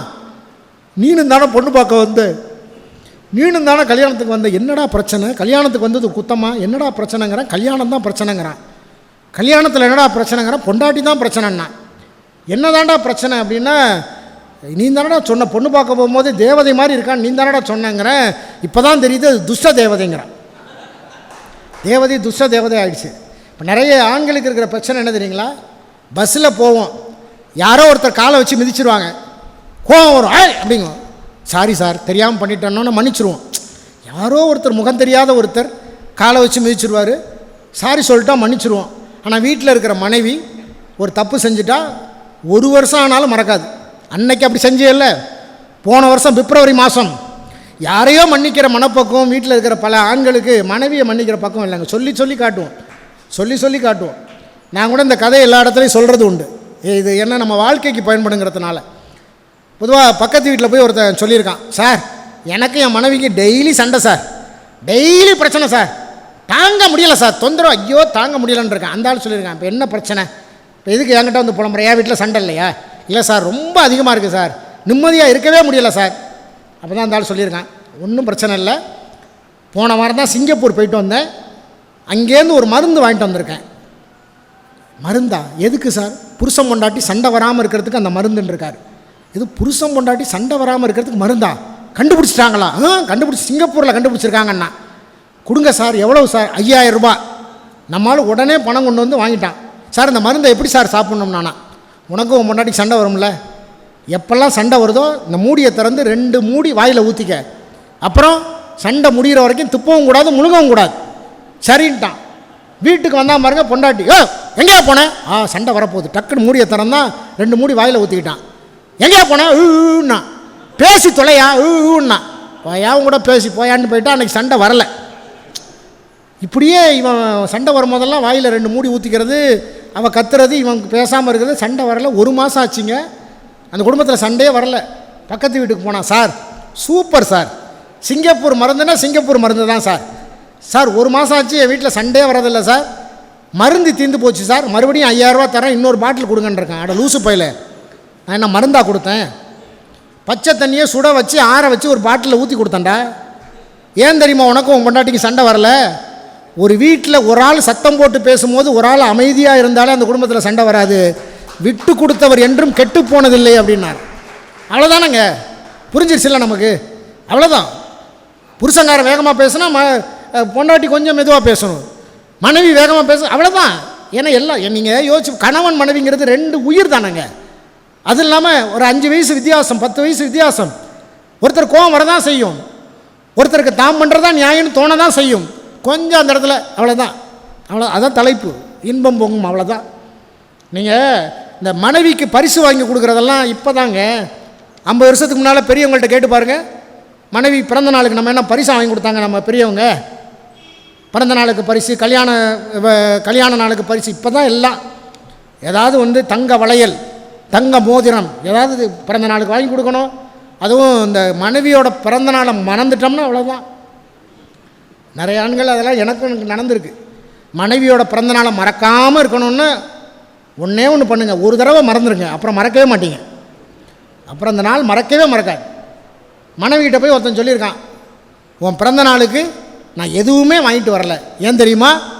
நானே ஒரு கிஃப்ட்டு, கடவுள் கொடுத்த கிஃப்ட்டு, நானே ஒரு கிஃப்ட்டு, அதனால் நான் உனக்கு எந்த கிஃப்ட்டும் வாங்கி தரலன்ட்டு வெளியில் வந்தால் சட்டை கிழிஞ்சு போயிருக்கு. பக்கத்து வீட்டுக்காரன் கேட்டான், என்னடா சட்டை கிழிச்சிருக்குன்னு. என் பொண்டாட்டி கிஃப்ட்டை பிரித்து பார்த்துட்டான் இருக்கான். இன்னைக்கு அதெல்லாம் எதிர்பார்ப்பில் வந்துருச்சுங்க. நீங்கள்லாம் எதிர்பார்ப்பு. நீங்கள் ஒரு வார்த்தை கேள்விப்பட்டால் எனக்கு ரொம்ப புதுசாக இருந்தது, எல்லாம் பெரியவங்களுக்கு தெரியுமான்னு தெரியல. சைலண்ட் டைவர்ஸ் அப்படின்னு ஒரு வார்த்தை சமீபமாக. சைலண்ட் டைவர்ஸ் அப்படின்னா எனக்கு ஒன்றும் புரியல. மெதுவாக விவாகரத்து பண்ணுவாங்களான்னு விசாரித்து பார்த்தா ஒரே வீட்டுக்குள்ளே தான் இருப்பாங்களாம். புருஷனும் பொண்டாட்டி ஒரே வீட்டுக்குள்ளே தான் இருப்பாங்களாம், ஒன்றா தான் வாழ்வாங்களாம். ஆனால் பேசிக்க மாட்டாங்களாம், பேசிக்கவே மாட்டாங்களாம், ஒன்றா இருக்க மாட்டாங்களாம், ஆனால் ஒரே வீட்டுக்குள்ளே இருப்பாங்களாம். என்னன்னு விசாரித்தா ஊருக்காக, உலகத்துக்காக, சொந்தத்துக்காக, இல்லை பிள்ளைங்களுக்காக, இல்லை பொருளாதாரம், யாராவது ஒருத்தர் சம்பாதிப்பாங்க, ஒருத்தர் சார்ந்து இருக்கணுங்கிறதுக்காக. நான் கேட்குறேன், ஒரே வீட்டுக்குள்ளே வருஷ கணக்காக பேசிக்காமல் வாழ்ந்து ஒரு வாழ்க்கை வாழ்கிறத விட அரை மணி நேரம் மனை விட்டு உட்காந்து பேசினாலே ஒரு நல்ல வாழ்க்கை வாழலாமே. ஏன் இப்படி நம்ம மனை விட்டு பேசுகிறது இல்லைங்க? அரை மணி நேரம் உட்காந்து பேசுனா அப்படி ஒரு வாழ்க்கை தேவையா? அப்படி ஒரு நரக வாழ்க்கை, ஒரு வீட்டுக்குள்ளே வாழ்கிற வாழ்க்கை என்னத்துக்கு வாழ்க்கை? என்னங்க வாழ்க்கை? அந்த காலத்துலலாம் நம்ம இன்னமும் ஆச்சரியப்படுறோமே சில விஷயத்தை. இன்றைக்கி சிலப்பதிகாரத்தை பார்த்து ஆச்சரியப்படுறதுக்கு காரணம் என்ன தெரியுங்களா? மன்னன் தப்பு பண்ணிட்டாங்க, அவன் அதிர்ச்சியில் விழுந்து செத்து போகிறான். பாண்டிய மன்னன் ஒரு தவறான தீர்ப்பு வழங்கிட்டோன்னு செத்து போகிறான்ல, மேலே விழுந்து பொண்டாட்டி பாண்டி மாதேவியும் செத்து போகிறாங்க. எப்போ? எத்தனை வருஷத்துக்கு முன்னால்? அது அவசியமானு இன்றைக்கி நம்ம கேள்வி கேட்கலாம். மேலே விழுந்து பொண்டாட்டி செத்து போகிறா. அதை சிலப்பதிகாரத்தை எழுதின இளங்கோவடிகள் என்ன தெரியுமா எழுதுனா? புருஷன் செத்து போயிட்டான், மேலே விழுந்து மனைவி செத்து போனது. இந்த கூட்டத்தில் யாராவது ஒருத்தர், குப்புசாமின்னு ஒருத்தர் அப்படி வெளியில் போயிட்டாருன்னு வச்சிங்களேன், ராமசாமின்னு ஒருத்தரை விட்டு அவரை போய் தேடி பார்த்துட்டு வாங்கன்னு சொல்லுவோம்ல. அவர் குப்புசாமி வெளியில் போயிட்டார், ராமசாமி நீங்கள் வாங்க, அவர் எங்கே இருக்காருன்னு பார்த்துட்டு வாங்கன்னு சொல்கிற மாதிரி இளங்கோவடிகள் என்ன எழுதுகிறாரு தெரியுமா? கணவனுடைய உயிர் போயிடுச்சு, தன்னுடைய உயிரை விட்டு அவனுடைய உயிரை தேடுகிறாள்னு எழுதுகிறாருங்க. கணவனுடைய உயிர் போயிடுச்சான், இவ உயிரை விட்டு அந்த உயிரை தேடுறா. அப்படி எப்படி ஒரு இணை பிரியாத வாழ்க்கை வாழ்ந்திருக்காங்க, எப்படியெல்லாம் ஒரு வாழ்க்கை வாழ்ந்திருக்காங்கன்னு நம்ம பார்க்கும்போது ஆச்சரியமாக இருக்குது, சில வரலாறு இலக்கியம் படிக்கும்போது. ஆனால் இன்றைக்கெல்லாம் அப்படி இல்லை, ஒட்டாத ஒரு வாழ்க்கை வாழ்ந்துட்டு இருக்காங்க, ஒரு ஒட்டாத வாழ்க்கை. நான் இந்த அடிக்கடி டிவியில் ஒரு விளம்பரம் வருது, எல்லோரும் பார்த்துருப்போம். இந்த கருங்காலி மாலைன்னு ஒரு விளம்பரம் ஒன்று வருது, எந்த டிவியை திறந்தாலும் அந்த விளம்பரம் தான். இந்த கருங்காலி மாலை வாங்கி போடுங்கள், உங்களுடைய பிரச்சனை தீரும், கவலைகள் தீரும், புருஷன் பொண்டாட்டி பிரச்சனை தீரும், எல்லாம் தீரும்னு விளம்பரம் பண்ணுறான். ஒரு ஆள் கேட்டான், இந்த சார் இது இப்போ ரொம்ப பிரச்சனையாக இருக்குது, இந்த கருங்காலி மாலை போட்டால் சரியாயிடுங்கிறாங்க, எவ்வளவு சார் இந்த கருங்காலி மாலை? எனக்கு என்னையா தெரியும், அதான் நம்பர் கொடுக்குறான்ல, ஃபோன் பண்ணி விசாரின்னேன். ஃபோன் பண்ணி விசாரித்தா 40,000 ரூபா சொன்னாங்க. அந்த ஆள் அதிர்ச்சி ஆகிட்டான், என்னுடைய பிரச்சனையே 5,000 ரூபா தான், 5,000 ரூபா இருந்தால் என் பிரச்சனை சரியாயிரும், நான் 40,000 ரூபாய்க்கு கருங்காலி மாலையை வாங்கி போட்டு இன்னும் 35,000 ரூபா கடங்காரன் ஆகணுமா? நம்மளை எப்படி இருக்குது பார்த்தீங்களா? நம்மளை இருக்கிற சுற்றி இருக்கிற புறச்சூழல் எப்படி போயிடுச்சு பார்த்தீங்களா? என்ன தெரியுங்களா, இந்த காலத்தில் கூட நம்ம ஆச்சரியப்படுற மாதிரி மனிதர்களை நம்ம பார்க்குறோங்க. நம்மளை சுற்றி ஏமாத்துக்கிற உலகத்தில் இன்றைக்கும் ஆச்சரியப்படுற விஷயம் நீங்கள் கேட்ட செய்தியாக கூட இருக்கலாம். பாண்டிச்சேரியில் நடந்தது இந்த மாதிரி ஒரு திருமண மண்டபம், கல்யாணம் நடக்க போகுது, பொண்ணு மாப்பிள்ளை உட்காந்துருக்காங்க. திடீர்னு பார்த்தா பொண்ணோட மாப்பிள்ளையோட அப்பா சத்தம் போடுறாரு. பொண்ணோட அப்பா பார்த்து, யோ கல்யாணத்தன்னைக்கு 3 லட்ச ரூபா பணம் தரேன்னு சொன்னீங்கல்ல, முகூர்த்தம் நெருங்கிருச்சு, எங்கே 3 லட்சம்? அப்போ தான் பொண்ணோட அப்பா தேடி பார்க்குறாரு, கையில் வச்சுருந்த பெட்டியை காணும், தேடுறாரு, காணும். வந்து கெஞ்சுறாரு, ஐயோ இங்கே தான் வச்சுருந்த பெட்டி கையில் கொண்டு வந்தேன், நீங்கள் முதல்ல உங்கள் பையனை தாலி கட்ட சொல்லுங்கள், பணத்தை கூட நான் ஒரு மாதத்தில் என்னை ஏமாத்துறியா? நான் அன்னைக்கே தெரியும், கல்யாணத்தன்னைக்கு 3 லட்ச ரூபா தர்றேன்னு நீ சொன்ன போதே நீ ஏமாத்திடுவேன்னு எனக்கு தெரியும். பொய் சொல்கிறியா? அதெல்லாம் தட்ட மாட்டான், என் பையன் தாலி கட்ட மாட்டான், 3 லட்ச ரூபா கொடுத்தா தான் கட்டுவான்னு இவர் பொண்ணோட அப்பா சத்தம் போடுறார். நடந்த சம்பவங்க இது. உடனே பொண்ணோட அப்பா கெஞ்சுறார், சார் ஒரு மாதம் டைம் கொடுங்க, எப்படியாவது நான் ஏற்பாடு பண்ணி தந்தேன். உண்மையிலே நான் பணம் ஏற்பாடு பண்ணேன், அந்த பெட்டி எங்கன்னு தெரியலன்னு தேடுறார், காணும். மாப்பிள்ளோட அப்பா அந்த பெட்டி வந்தால் தான் என் பையன் பொண்ணு கழுத்தில் தாலி கட்டுவான்னு சொல்லிகிட்டு இருக்க நேரத்தில் இந்த வடிவேல் சொல்கிற மாதிரி கூட்டத்தை புலந்துக்கிட்டு வருவாங்கிற மாதிரி அந்த கல்யாண கூட்டத்தை ஒருத்தன் காக்கி சட்டை காக்கி ஃபேண்ட் போட்டுட்டு கையில் பெட்டியோடு ஒருத்தன் உள்ளே வந்தாங்க. சார் யார் என் ஆட்டோவில் ஏறி வந்தது? இந்த பெட்டியை தவற விட்டீங்க, யார் என் ஆட்டோவில் வந்ததுன்னா அப்போ தான் பார்த்தா அந்த ஆட்டோவில் விட்டுட்டு வந்துட்டார் பொண்ணோட அப்பா.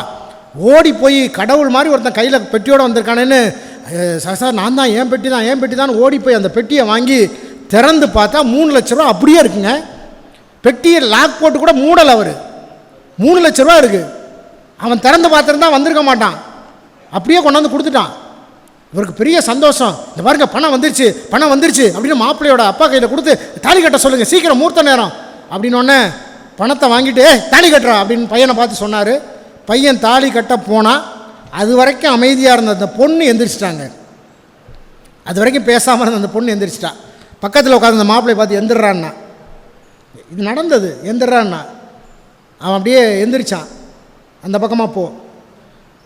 இவ்வளோ பிரச்சனை நடந்துகிட்டு இருக்கு, ஒரு வார்த்தை கூட பேசாமல் ஒரு இக்கட்டான சூழ்நிலையில் கூட எதிர்காலத்தில் சேர்ந்து வாழ போகிற எனக்காக நீ எதுவும் பேசாமல் உட்காந்துருக்க, நீ எனக்கு தாலி கட்டணுமா? அது தள்ளி போய் நில்லுன்னு சொல்லி அந்த ஆட்டோக்காரனை பார்த்து கேட்டான், உனக்கு கல்யாணம் ஆயிடுச்சான்னு கேட்டான். அவன் ஆகலை அப்படின்னா, நீ என்ன ஜாதின்னு எனக்கு தெரியாது, உனக்கு கல்யாணம் ஆகலைங்கிறத மட்டும் நான் நம்புகிறேன். என்னைக்கு அடுத்தவன் பணத்துக்கு ஆசைப்படாமல் கொண்டாந்து அந்த பணத்தை நீ கொடுத்தியோ நீ நல்லவன், நான் உன்னை கல்யாணம் பண்ணிக்க விரும்புகிறேன், நீ விருப்பப்பட்டா இந்த மேடையில் எனக்கு நீ தாலி கட்டுன்னு சொன்னான். அவன் 2 நிமிஷம் யோசிச்சாங்க. 2 நிமிஷம் ஆட்டோக்கார் யோசிச்சுட்டு சொன்னான், எங்கள் வீட்டுக்கு எனக்கு சொந்த பந்தமெல்லாம் இருக்குல்ல, அவங்கள்ட்ட கேட்காம நான் உங்களை கல்யாணம் பண்ணிக்கிறது எனக்கு விருப்பம்தான், இந்த மாதிரி இக்கட்டான நேரத்தில் உங்களுக்கு வாழ்க்கை கொடுக்குறது எனக்கு விருப்பம்தான், ஆனாலும் ஏன் சொந்த பந்தத்துக்கு நான் சொல்லணும்னு சொன்னபோது அந்த பொண்ணு சொன்னால், இப்போ என்னுடைய மானத்தை காப்பாற்றுறதுக்கு இப்போ ஒரு தடவை தாலி கட்டு, இன்னொரு தடவை கூட உன் சொந்த பந்தத்தை கூட்டி மறுபடியும் கூட இன்னொரு தாலி கட்டிக்கலாம், கல்யாணம் பண்ணிக்கலாம் அப்படின்னு சொன்னபோது யோசிக்காமல் அந்த இடத்துல தாலியை கட்டினா. இன்றைக்கி அந்த 2 பேரும் சந்தோஷமாக 2 குழந்தைகளோடு வாழ்கிறாங்க. அப்படின்னா இந்த காலகட்டத்தில் கூட இப்படிப்பட்ட மனங்கள் உள்ளங்கள் இருக்கிறதுங்கிறது ஆச்சரியம். ஆனால் நம்ம ஆட்கள் அப்படி இல்லை. ஏன்னு கேட்டால் ஒரு பெரிய பாலம் கட்டினாங்க, பெரிய பாலம். அந்த பாலத்தை ஒப்பந்தம் போட்டாங்க, ஒப்பந்த புள்ளி கொடுக்கணும்ல, கட்டுறதுக்கு எவ்வளோ செலவாகும்னு. அப்படின்னோடனே நேராக இவனை கூப்பிட்டானுங்க, இங்கேருந்து ஜப்பான்காரனை கூப்பிட்டானுங்க. இந்த மாதிரி பாலம் இவ்வளோ பெரிய பாலம் கட்டணும், கிட்டத்தட்ட 10 கிலோமீட்டர் பாலம், இந்த பாலத்தை கட்டணும்னா எவ்வளோ செலவாகும்? ஜப்பான்காரன் சொல்லியிருக்கான், கண்டிப்பாக அதெல்லாம் கட்டணும், நீங்கள் சொல்கிற மாதிரி கட்டணும்னா ஒரு 300 கோடி ரூபா வரும்னு இருக்கான். அப்படியா, நீ நகரு, அமெரிக்காக்காரனை கூப்பிட்ருக்கான், இங்கே வா, இந்த பாலத்தை கட்டணும்னா நீ எவ்வளோ சொல்கிற? அவன் சொல்லியிருக்கான், எனக்கு இந்த பாலத்தை கட்டுற செலவு மட்டும் இல்லை, நிறைய நாடுகளை காலி பண்ண வேண்டிய வேலை இருக்குது, நிறைய ஆயுதம் வாங்க வேண்டிய வேலை இருக்குது, அதனால் எனக்கு 600 கோடி ஆகும்ன்றிருக்கான். ஜப்பான்காரன் 300 கோடின்னா, அமெரிக்காக்காரன் 600 கோடின்னா, நம்மளால் கூப்பிட்டான், நம்ம நாட்டில் இருக்கான்ல, நம்ம என்ஜினியர்ஸ் இருக்கான்ல, பொறியாளர், அவனை கூப்பிட்டாங்க, வா நீ எவ்வளோ சொல்கிறேன்னு இருக்கான். நம்மளால் மெதுவாக சொல்லியிருக்கான் 900 கோடி ஆகுன்றிருக்கான். ஏன்னா அவன் 300 கோடி தானே சொன்னான் ஜப்பான்காரன், அமெரிக்காக்காரனே 600 கோடி தானே சொன்னான், நீ ஏன்டா 900? ஒன்றும் இல்லை, 900 கோடியை வாங்கு, 600 கோடி 300 கோடியை ஜப்பான்காரன்ட்ட கொடு, 300 கோடியை நீ வச்சுக்க, 300 கோடியை நான் வச்சுக்கிறேன், அவன் கட்டி கொடுத்துட போகிறான் அப்படின்னு நானா. முடிஞ்சில்ல வேலை, ஜப்பான்காரன்ட்ட 300 கோடி கொடுத்துட்டு அவன் கட்டி கொடுத்துட போகிறான், நீ உனக்கு 300 கோடி எனக்கு 300 கோடி அப்படிலாம் யோசிக்கிறான். ஒரு கவிஞன் சமீபத்தில் ஒரு கவிதை எழுதியிருந்தாங்க, இன்றைக்கி ஃபேஸ்புக் வந்த பிறகு எல்லாருமே கவிஞன் ஆகிட்டான். ஒரு கவிஞன் ரொம்ப பிடிச்சிருந்தது, ரொம்ப யதார்த்தமாக எழுதியிருந்தான். இந்த ரோடு குண்டும் குழியுமா இருக்குன்னு சொல்கிறோம்ல, அதை அழகாக பதிவு பண்ணுறான். ரோடு குழியாக இருந்தது, அதை போட்ட ஒப்பந்ததாரர் குண்டாக இருந்தார். அவன் எழுதியிருக்கான், ஒரு இளைஞன், ரோடு குழியாக இருந்தது, அதை போட்ட ஒப்பந்ததாரர் குண்டாக இருந்தார், அவர் எம்எல்ஏக்கு கொடுத்தார், எம்பிக்கு கொடுத்தார், மினிஸ்டருக்கு கொடுத்தார், மிச்சத்தார். புரியுதா உங்களுக்கு? எல்லாருக்கும் கொடுத்தார் மிச்சத்தார் அப்படின்னா. இன்றைக்கி அப்படிலாம் யோசிக்கிற ஆட்கள் பார்க்குறோம். இந்த பரபரப்பில் தான் நம்முடைய வாழ்க்கை சுற்றி இருக்கிற சூழல். நான் இன்றைக்கி இருக்கிற பிள்ளைகளுக்கு அதுதான் சொல்கிறது. வாழ்க்கையில் எத்தனை பரபரப்புகள் இருந்தாலும் நமக்கான வாழ்க்கை நம்ம கையில் இருக்குங்க. எப்போவுமே தனி மனிதர்கள் சரியாக இருந்துட்டாலே சமூகம் சரியாயிடும் தான் நம்ம எப்போவுமே சொல்லுவோம். 2 விஷயத்தை சொல்லி நான் நிறைவு செய்கிறேன். ஏன்னா அதுக்கான நேரம் ஆகிடுச்சுங்கன்னா ஒரு 5 நிமிஷம் அதிகபட்சம். நான் பார்த்த சம்பவம், நான் கூட சில மேடைகளில் அதை பதிவு பண்ணியிருக்கேன். பொதுவாக நம்ம இந்துக்களில் ஒரு பழக்கம் உண்டு. இந்த அமாவாசை அன்னைக்கு என்ன பண்ணுவோன்னா, ஒரு ஐதீகம் நம்மக்கிட்ட இருக்குது. நாம் சாப்பிட்றதுக்கு முன்னால் எல்லாம் சமைச்சு முடித்து காக்காவுக்கு சோறு வைக்கிற பழக்கம் உண்டு. காக்காவை நம்ம முன்னோர்கள் அப்படின்னு நம்ம சொல்லுவோம். சாப்பிட்றதுக்கு முன்னால் குழந்தைங்கள்லாம் பசியில் அழுகும், காக்காவுக்கு சோறு வைக்கணும் அப்படின்னு கான்னு கத்துவோம். காக்கா வந்து தொலையாது. இப்போல்லாம் கொண்டு போய் காக்காவுக்கு கொடுக்குற மாதிரி இலையில் வச்சுவிட்டு திங்கிதோ திங்கலே நம்ம வந்து தின்றுறோம். வேறு வழியில் இப்போ காக்காவை அதிகம் காணும், என்னன்னு தெரியல.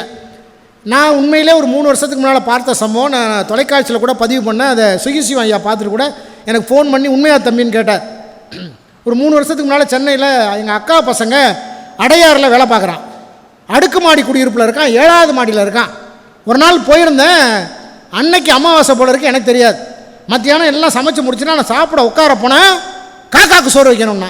டேய், கிராமத்திலே காக்கா வரமாட்டேங்குதாடா, இங்கே அப்புறம் அடுக்குமாடி 7வது மாடிக்கு அப்புறம் காக்கா வரும்னா. அதெல்லாம் வரும் அப்படின்னா. கரெக்டாக மத்தியானம் 1 மணிங்க வாசலில் காலிங் பில் சத்தம். கதவை திறந்தா வாசலில் ஒரு ஆள் நிற்கிறான், கையில் கூண்டுக்குள்ளே ஒரு காக்கா. அந்த வீட்டில் இருக்கிற அம்மா ஒரு தட்டில் எல்லாத்தையும் கொஞ்சம் கொஞ்சம் எடுத்து நீட்டு தான் அவன் கூண்டை திறந்தான். காக்கா ஒரு கொத்து 200 ரூபா காசு வாங்கிட்டு போகிறாங்க. வரிசையாக காலிங் பில் அடிச்சுக்கிட்டே போனால் கூண்டை திறக்கிறான், காக்கா ஒரு கொத்து 200 ரூபா காசு. கிளியை வச்சு தான் சம்பாதிக்கிறத பார்த்துருக்கோம், காக்காயை வச்சு கூட சம்பாதிக்க முடியும்னு ஒருத்தர் யோசிச்சிருக்கான். பார்த்தீங்களா எப்படி காலத்து வந்த மாதிரி எப்படி மாறி போச்சுங்கிறது நமக்கு ஆச்சரியமாக இருக்குங்க. ஒரே ஒரு விஷயந்தாங்க, நம்ம வாழ்க்கையில் நாம் எப்படி இருக்கணுங்கிறதுக்கு ஒரே ஒரு சின்ன கதையாக சொல்கிறேன், என்னை சேர்த்து தான். அது நம்முடைய சுயத்தை இழந்துட்டோன்னு வச்சுக்கோங்க. நான் இப்படி தான், அண்ணா சிங்காரவன் இப்படி தான், நான் எங்கேயுமே இப்படி தான் இருப்பேன், துரை ஐயானா அப்படி தான் அப்படின்னு ஒரு நம்மளுடைய இயல்பு இருக்குது. பார்த்தீங்களா, அது மாறிடுச்சுனாலே நாம் மாறிடுவோம். ஒரு தவளையை ஒரு ஒரு சின்னதாக ஒரு பானையில் போட்டு ஒருத்தன் அடுப்பில் வச்சு சுட வச்சுருக்கான். எது ஒரு கிண்ணத்தில் போட்டு ஒரு தவளையை தண்ணியை ஊற்றி சுட வச்சுருக்கான். அந்த தண்ணி கொஞ்சம் கொஞ்சமாக கொதிச்சிருக்கு. தவளை என்ன பண்ணியிருக்கணும், ஐயோ சுடுதுன்னு தாவி குதிச்சிருக்கலாம், வெளியில் வந்திருக்கலாம். ஆனால் அந்த தவளை என்ன பண்ணிச்சான்,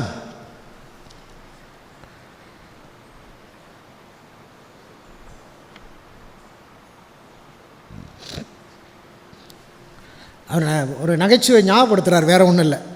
போதும் முடித்து விடுங்கள் அப்படின்னு எழுதலை, ஒரு நகைச்சுவை எனக்கு ஞாபகப்படுத்துகிறாரு. அந்த தவளையை வச்சு அந்த சுட வச்சோன்னே தவளை நினச்சிருந்தா உடனே தாவி வந்திருக்கலாம், வெளியில் வந்திருக்கலாம். தவளை என்ன பண்ணிச்சான், அந்த சீதோசனத்துக்கு தகுந்த மாதிரி தன்னுடைய உடலை மாற்றுது. அந்த வெப்பத்தை தாங்கிக்கிற மாதிரி அப்படியே தன்னை அப்படியே மரத்து போக வைக்குது. அப்படியே சூடு ஏறுது. ஒரு கட்டத்தில் அதால் தாங்கிக்க முடியாத ஒரு வெப்பம் வந்தோடனே தாவலான்னு முயற்சி பண்ணது, சக்தி போயிடுச்சே. தன்னுடைய சீதோசனத்துக்கு அந்த மாதிரி தன்னுடைய உடலுடைய வெப்பத்தை மாற்றிருச்சுல்ல. ரொம்ப சூட ஆரம்பித்தோன்னா அப்படி தாவ முயற்சி பண்ணிச்சு, முடியலை, செத்து போச்சுங்க. அது முதலே தாக நினச்சா தாண்டி இருக்கலாம். அந்த இடத்துக்கு தகுந்த மாதிரி, அந்த சூழலுக்கு தகுந்த மாதிரி எல்லா இடத்திலும் அனுசரித்து போகிறதுங்கிறத கூட எவ்வளவு நமக்கு கஷ்டம் இருக்குது. பார்த்தீங்களா, நம்மளுடைய இயல்பை மாற்றிக்கிட்டோம்னாலே நமக்கு பிரச்சனை தான். எல்லா இடத்துலையும் வளைஞ்சு போகிறது தப்பு இல்லைங்க. நல்ல இடத்துல நல்லவர்களுக்காக வளைந்து போவதில் எப்போதுமே தப்பு இல்லை. எல்லா இடத்திலும் வளர்ந்து போனால் நமக்கு இதுதான் பிரச்சனைங்கிறதுக்கு இந்த கதையை படிக்கும்போது ஆச்சரியமாக இருந்தது. பொதுவாக அவர் சொன்னார், இன்றைக்கி நாகரிகம் எப்படி மாறி போச்சுங்கிறதுக்காக சொன்னார். பொதுவாக நம்ம காலத்துலலாம், நீங்கள் ஒரு காலத்தில் எனக்கு தெரிஞ்சு நான் படிக்கிற காலத்தில் பள்ளிக்கூடத்துக்கு வர்ற பையன் ஒரு சட்டப்பட்டன் இல்லைன்னு வச்சுங்களேன், என்ன சொல்லுவோம், இந்த சட்டப்பட்டன் இல்லை ஏழ்மைன்னு சொல்லுவோம். சட்டப்பட்டன் கூட தைக்கிறதுக்கு காசு இல்லையோ, லேசாக கிழிஞ்சிருந்தா ஏழ்மை அப்படி தான் சொல்லுவான். இன்றைக்கி சட்டப்பட்டன் இல்லாமல் ஒருத்தன் வந்தான்னா என்னது, நாகரிகம் மட்டும் இல்லை, அது ஒரு அராத்து. சட்டப்பட்டனை அவனே கிழிச்சு விட்டு வர்றான். சட்டப்பட்டன் இல்லைன்னா வறுமைன்னு சொன்னது அந்த காலம். இன்றைக்கி அதை ஒரு ஸ்டைலுங்கிறத மாற்றி, நாகரிகங்கிறத மாற்றி, இன்றைக்கி கிழிஞ்ச ஃபேண்ட்டு விலை கூடங்க, நல்ல ஃபேண்ட்டு விலை கம்மி. இன்றைக்கி கிழிச்சு விட்டால் விலை அதிகம். எப்படி மாறி போயிடுச்சுங்கிறது ஆச்சரியமாக இருக்குது. இன்றைக்கி தீபாவளிக்கெல்லாம் எனக்கு ஞாபகம் இருக்குது, தீபாவளிக்கெல்லாம் டைலர் கடையில் துணி எடுத்து கொடுத்து தப்போம். டைலர் கூட என்ன தெரியுமா சொல்லுவார், தீபாவளிக்கு முத நாள் வந்து வாங்கிக்க. எல்லா டைலரும் தான் சொல்லுவாங்க, தீபாவளிக்கு முத நாள் வந்து வாங்கிக்க.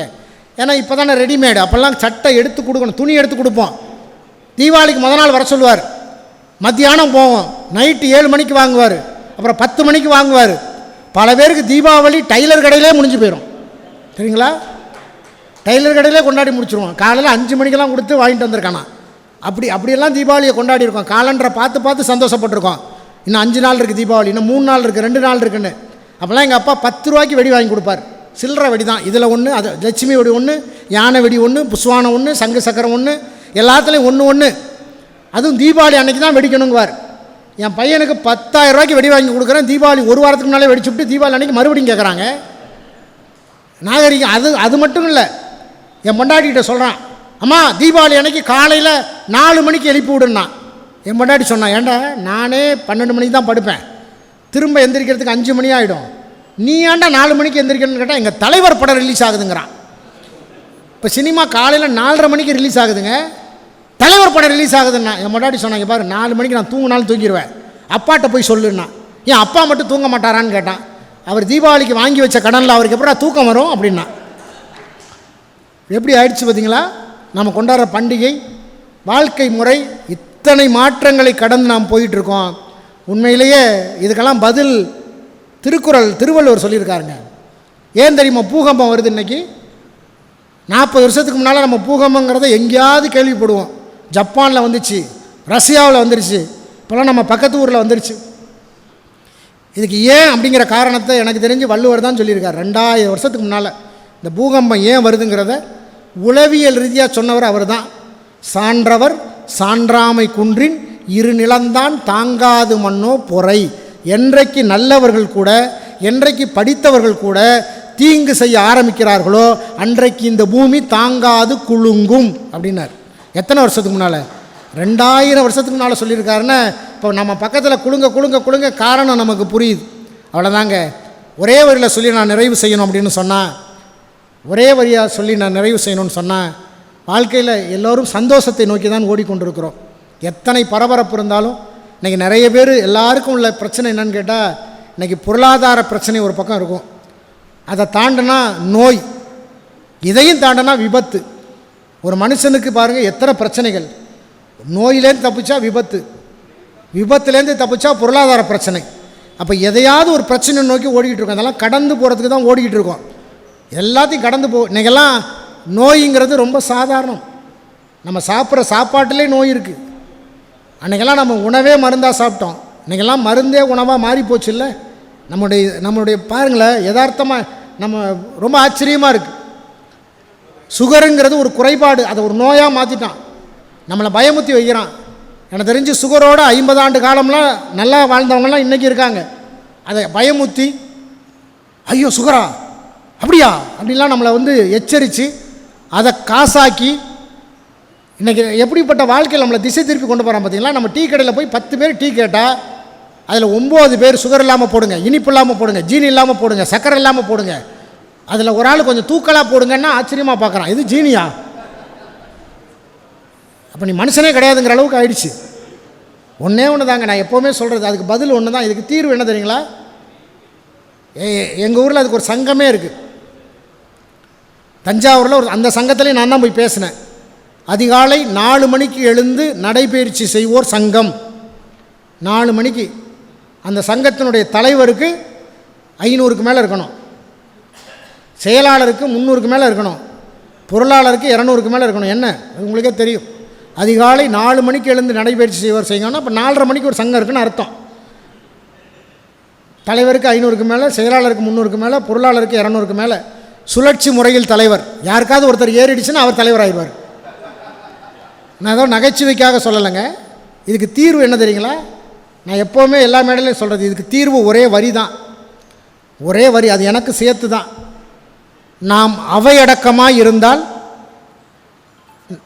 இப்படி சொல்கிறேனே, நாம் அவையடக்கமாக இருந்தால் நமக்கு நிகர் இல்லை, நான் அவையடக்கமாக இருந்தால் எனக்கு நிகர் இல்லை, நாம் சுவையடக்கமாக இருந்தால் நமக்கு சுகர் இல்லை. அவ்வளோதான். போகிற இடத்துல எல்லாம் கொடுக்குற இடத்துல எல்லாம் கொடுத்துட்டு தின்னுட்டு தப்பாக நினப்பாங்களோ, நம்மளை அவமானப்படுத்துகிறேன்னு நினப்பாங்களோ அப்படின்னு கொடுக்குற இடத்துலலாம் வாங்கி சாப்பிட்டுவிட்டு அப்புறம் நம்ம வருத்தப்பட்டு பிரயோஜனம் இல்லை.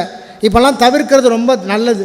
தப்பு இல்லைங்க, நான் சாப்பிட்றதில்ல, இதெல்லாம் குறைச்சிட்டேன், டீ சாப்பிட்றதில்ல, பிஸ்கட் சொன்னால் கேட்டுக்க போகிறாங்க, நம்ம என்ன வாயில் வச்சு திணிக்க போகிறாங்க? போகிற இடத்துலலாம் கொடுக்க மாட்டாங்களா நாம் எதிர்பார்த்துட்டு அப்புறம் நாமளே வருத்தப்பட்டுட்டு சின்ன சின்ன விஷயங்களை நாம் கடைபிடிச்சா போதுங்க. பொதுவாக சில பேர் அந்த புத்தாண்டு பிறந்தோடனே சில விஷயங்கள் கடைபிடிப்பான். இன்னிலேருந்து உடற்பயிற்சி செய்யணும், இன்னிலேருந்து டீ சாப்பிடக்கூடாது, இன்னிலேருந்து சரக்கு சாப்பிடக்கூடாது அப்படின்னு முடிவெடுப்பான். அந்த 3 நாளில் மாறி போயிடும். நீங்கள் இந்த குடிக்கிற ஆட்கள், இந்த சில பேர் சொல்லுவான் பார்த்தீங்களா, இந்த இளைஞர்கள் சேர்ந்து குடிக்கும் போது ஒருத்தன் சொல்லுவான், எல்லா இடத்துலையும் சொல்லுவான் ஒருத்தன், மாப்பிள்ளை நான் இன்றைக்கி நினச்சா கூட விட்டுருவேன்டா, இன்றைக்கி நினச்சா கூட விட்டுருவேன்டாங்க, நினைக்கவும் மாட்டான், விடவும் மாட்டான். அவ்வளோ நம்ம கையில் தானேங்க இருக்குது. நாம் எடுக்கிற முடிவில் கொஞ்சம் ஸ்ட்ராங்காக இருந்தோம்னா எந்த விஷயமும் நமக்கு அண்டாது.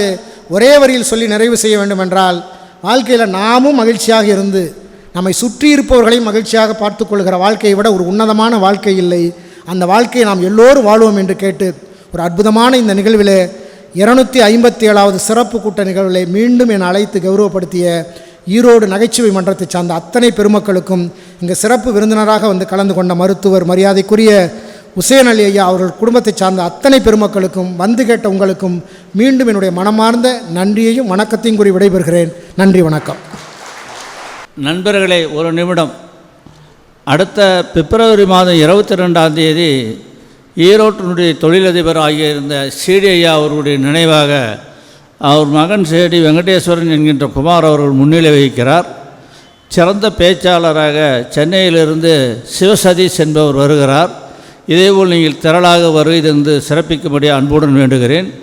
டாக்டர் எனது கெடுதலை நண்பர் டாக்டர் உசேன் அவர்கள், அவர்களுடைய இல்லத்தரசி அம்மையார் அவர்களும், அவருடைய பெரிய மகன், சிறிய மகன், மருமகள் அனைவரும் இங்கே வந்து நம்மளுடைய அழைப்புக்கிணங்க அவர்கள் வந்து சிறப்பித்ததற்கு இந்த நகைச்சுவை மன்றம் மன நிறைந்த வாழ்த்துக்களையும் பாராட்டுக்களையும் நன்றியும் தெரிவித்து கொண்டு, அண்ணா சிங்காரவேல் அவர்கள் மிக அற்புதமாக 1 மணி நேரம் இங்கே உரையாற்றினார். அவருடைய சொற்பொழிவு நாடெங்கும் நல்ல முறையில் நாம் கேட்டுக்கொண்டு தான் இருக்கிறோம். அவரும் வாழ்க வளமுடன் என்று சொல்லி இப்பொழுது நாட்டுப்பண். जनगणमन अधिनायक जय हे भारत भाग्य विधाता, पंजाब सिंध गुजरात मराठा द्राविड उत्कल बंगा, विंध्य हिमाचल यमुना गंगा उच्चल जलधि तरंगा, तव शुभ नामे जागे, तव शुभ आशीष मांगे, गाहे तव जय गाथा। जनगण मंगलदायक जय हे भारत भाग्य विधाता, जय हे जय हे जय हे, जय जय जय जय हे।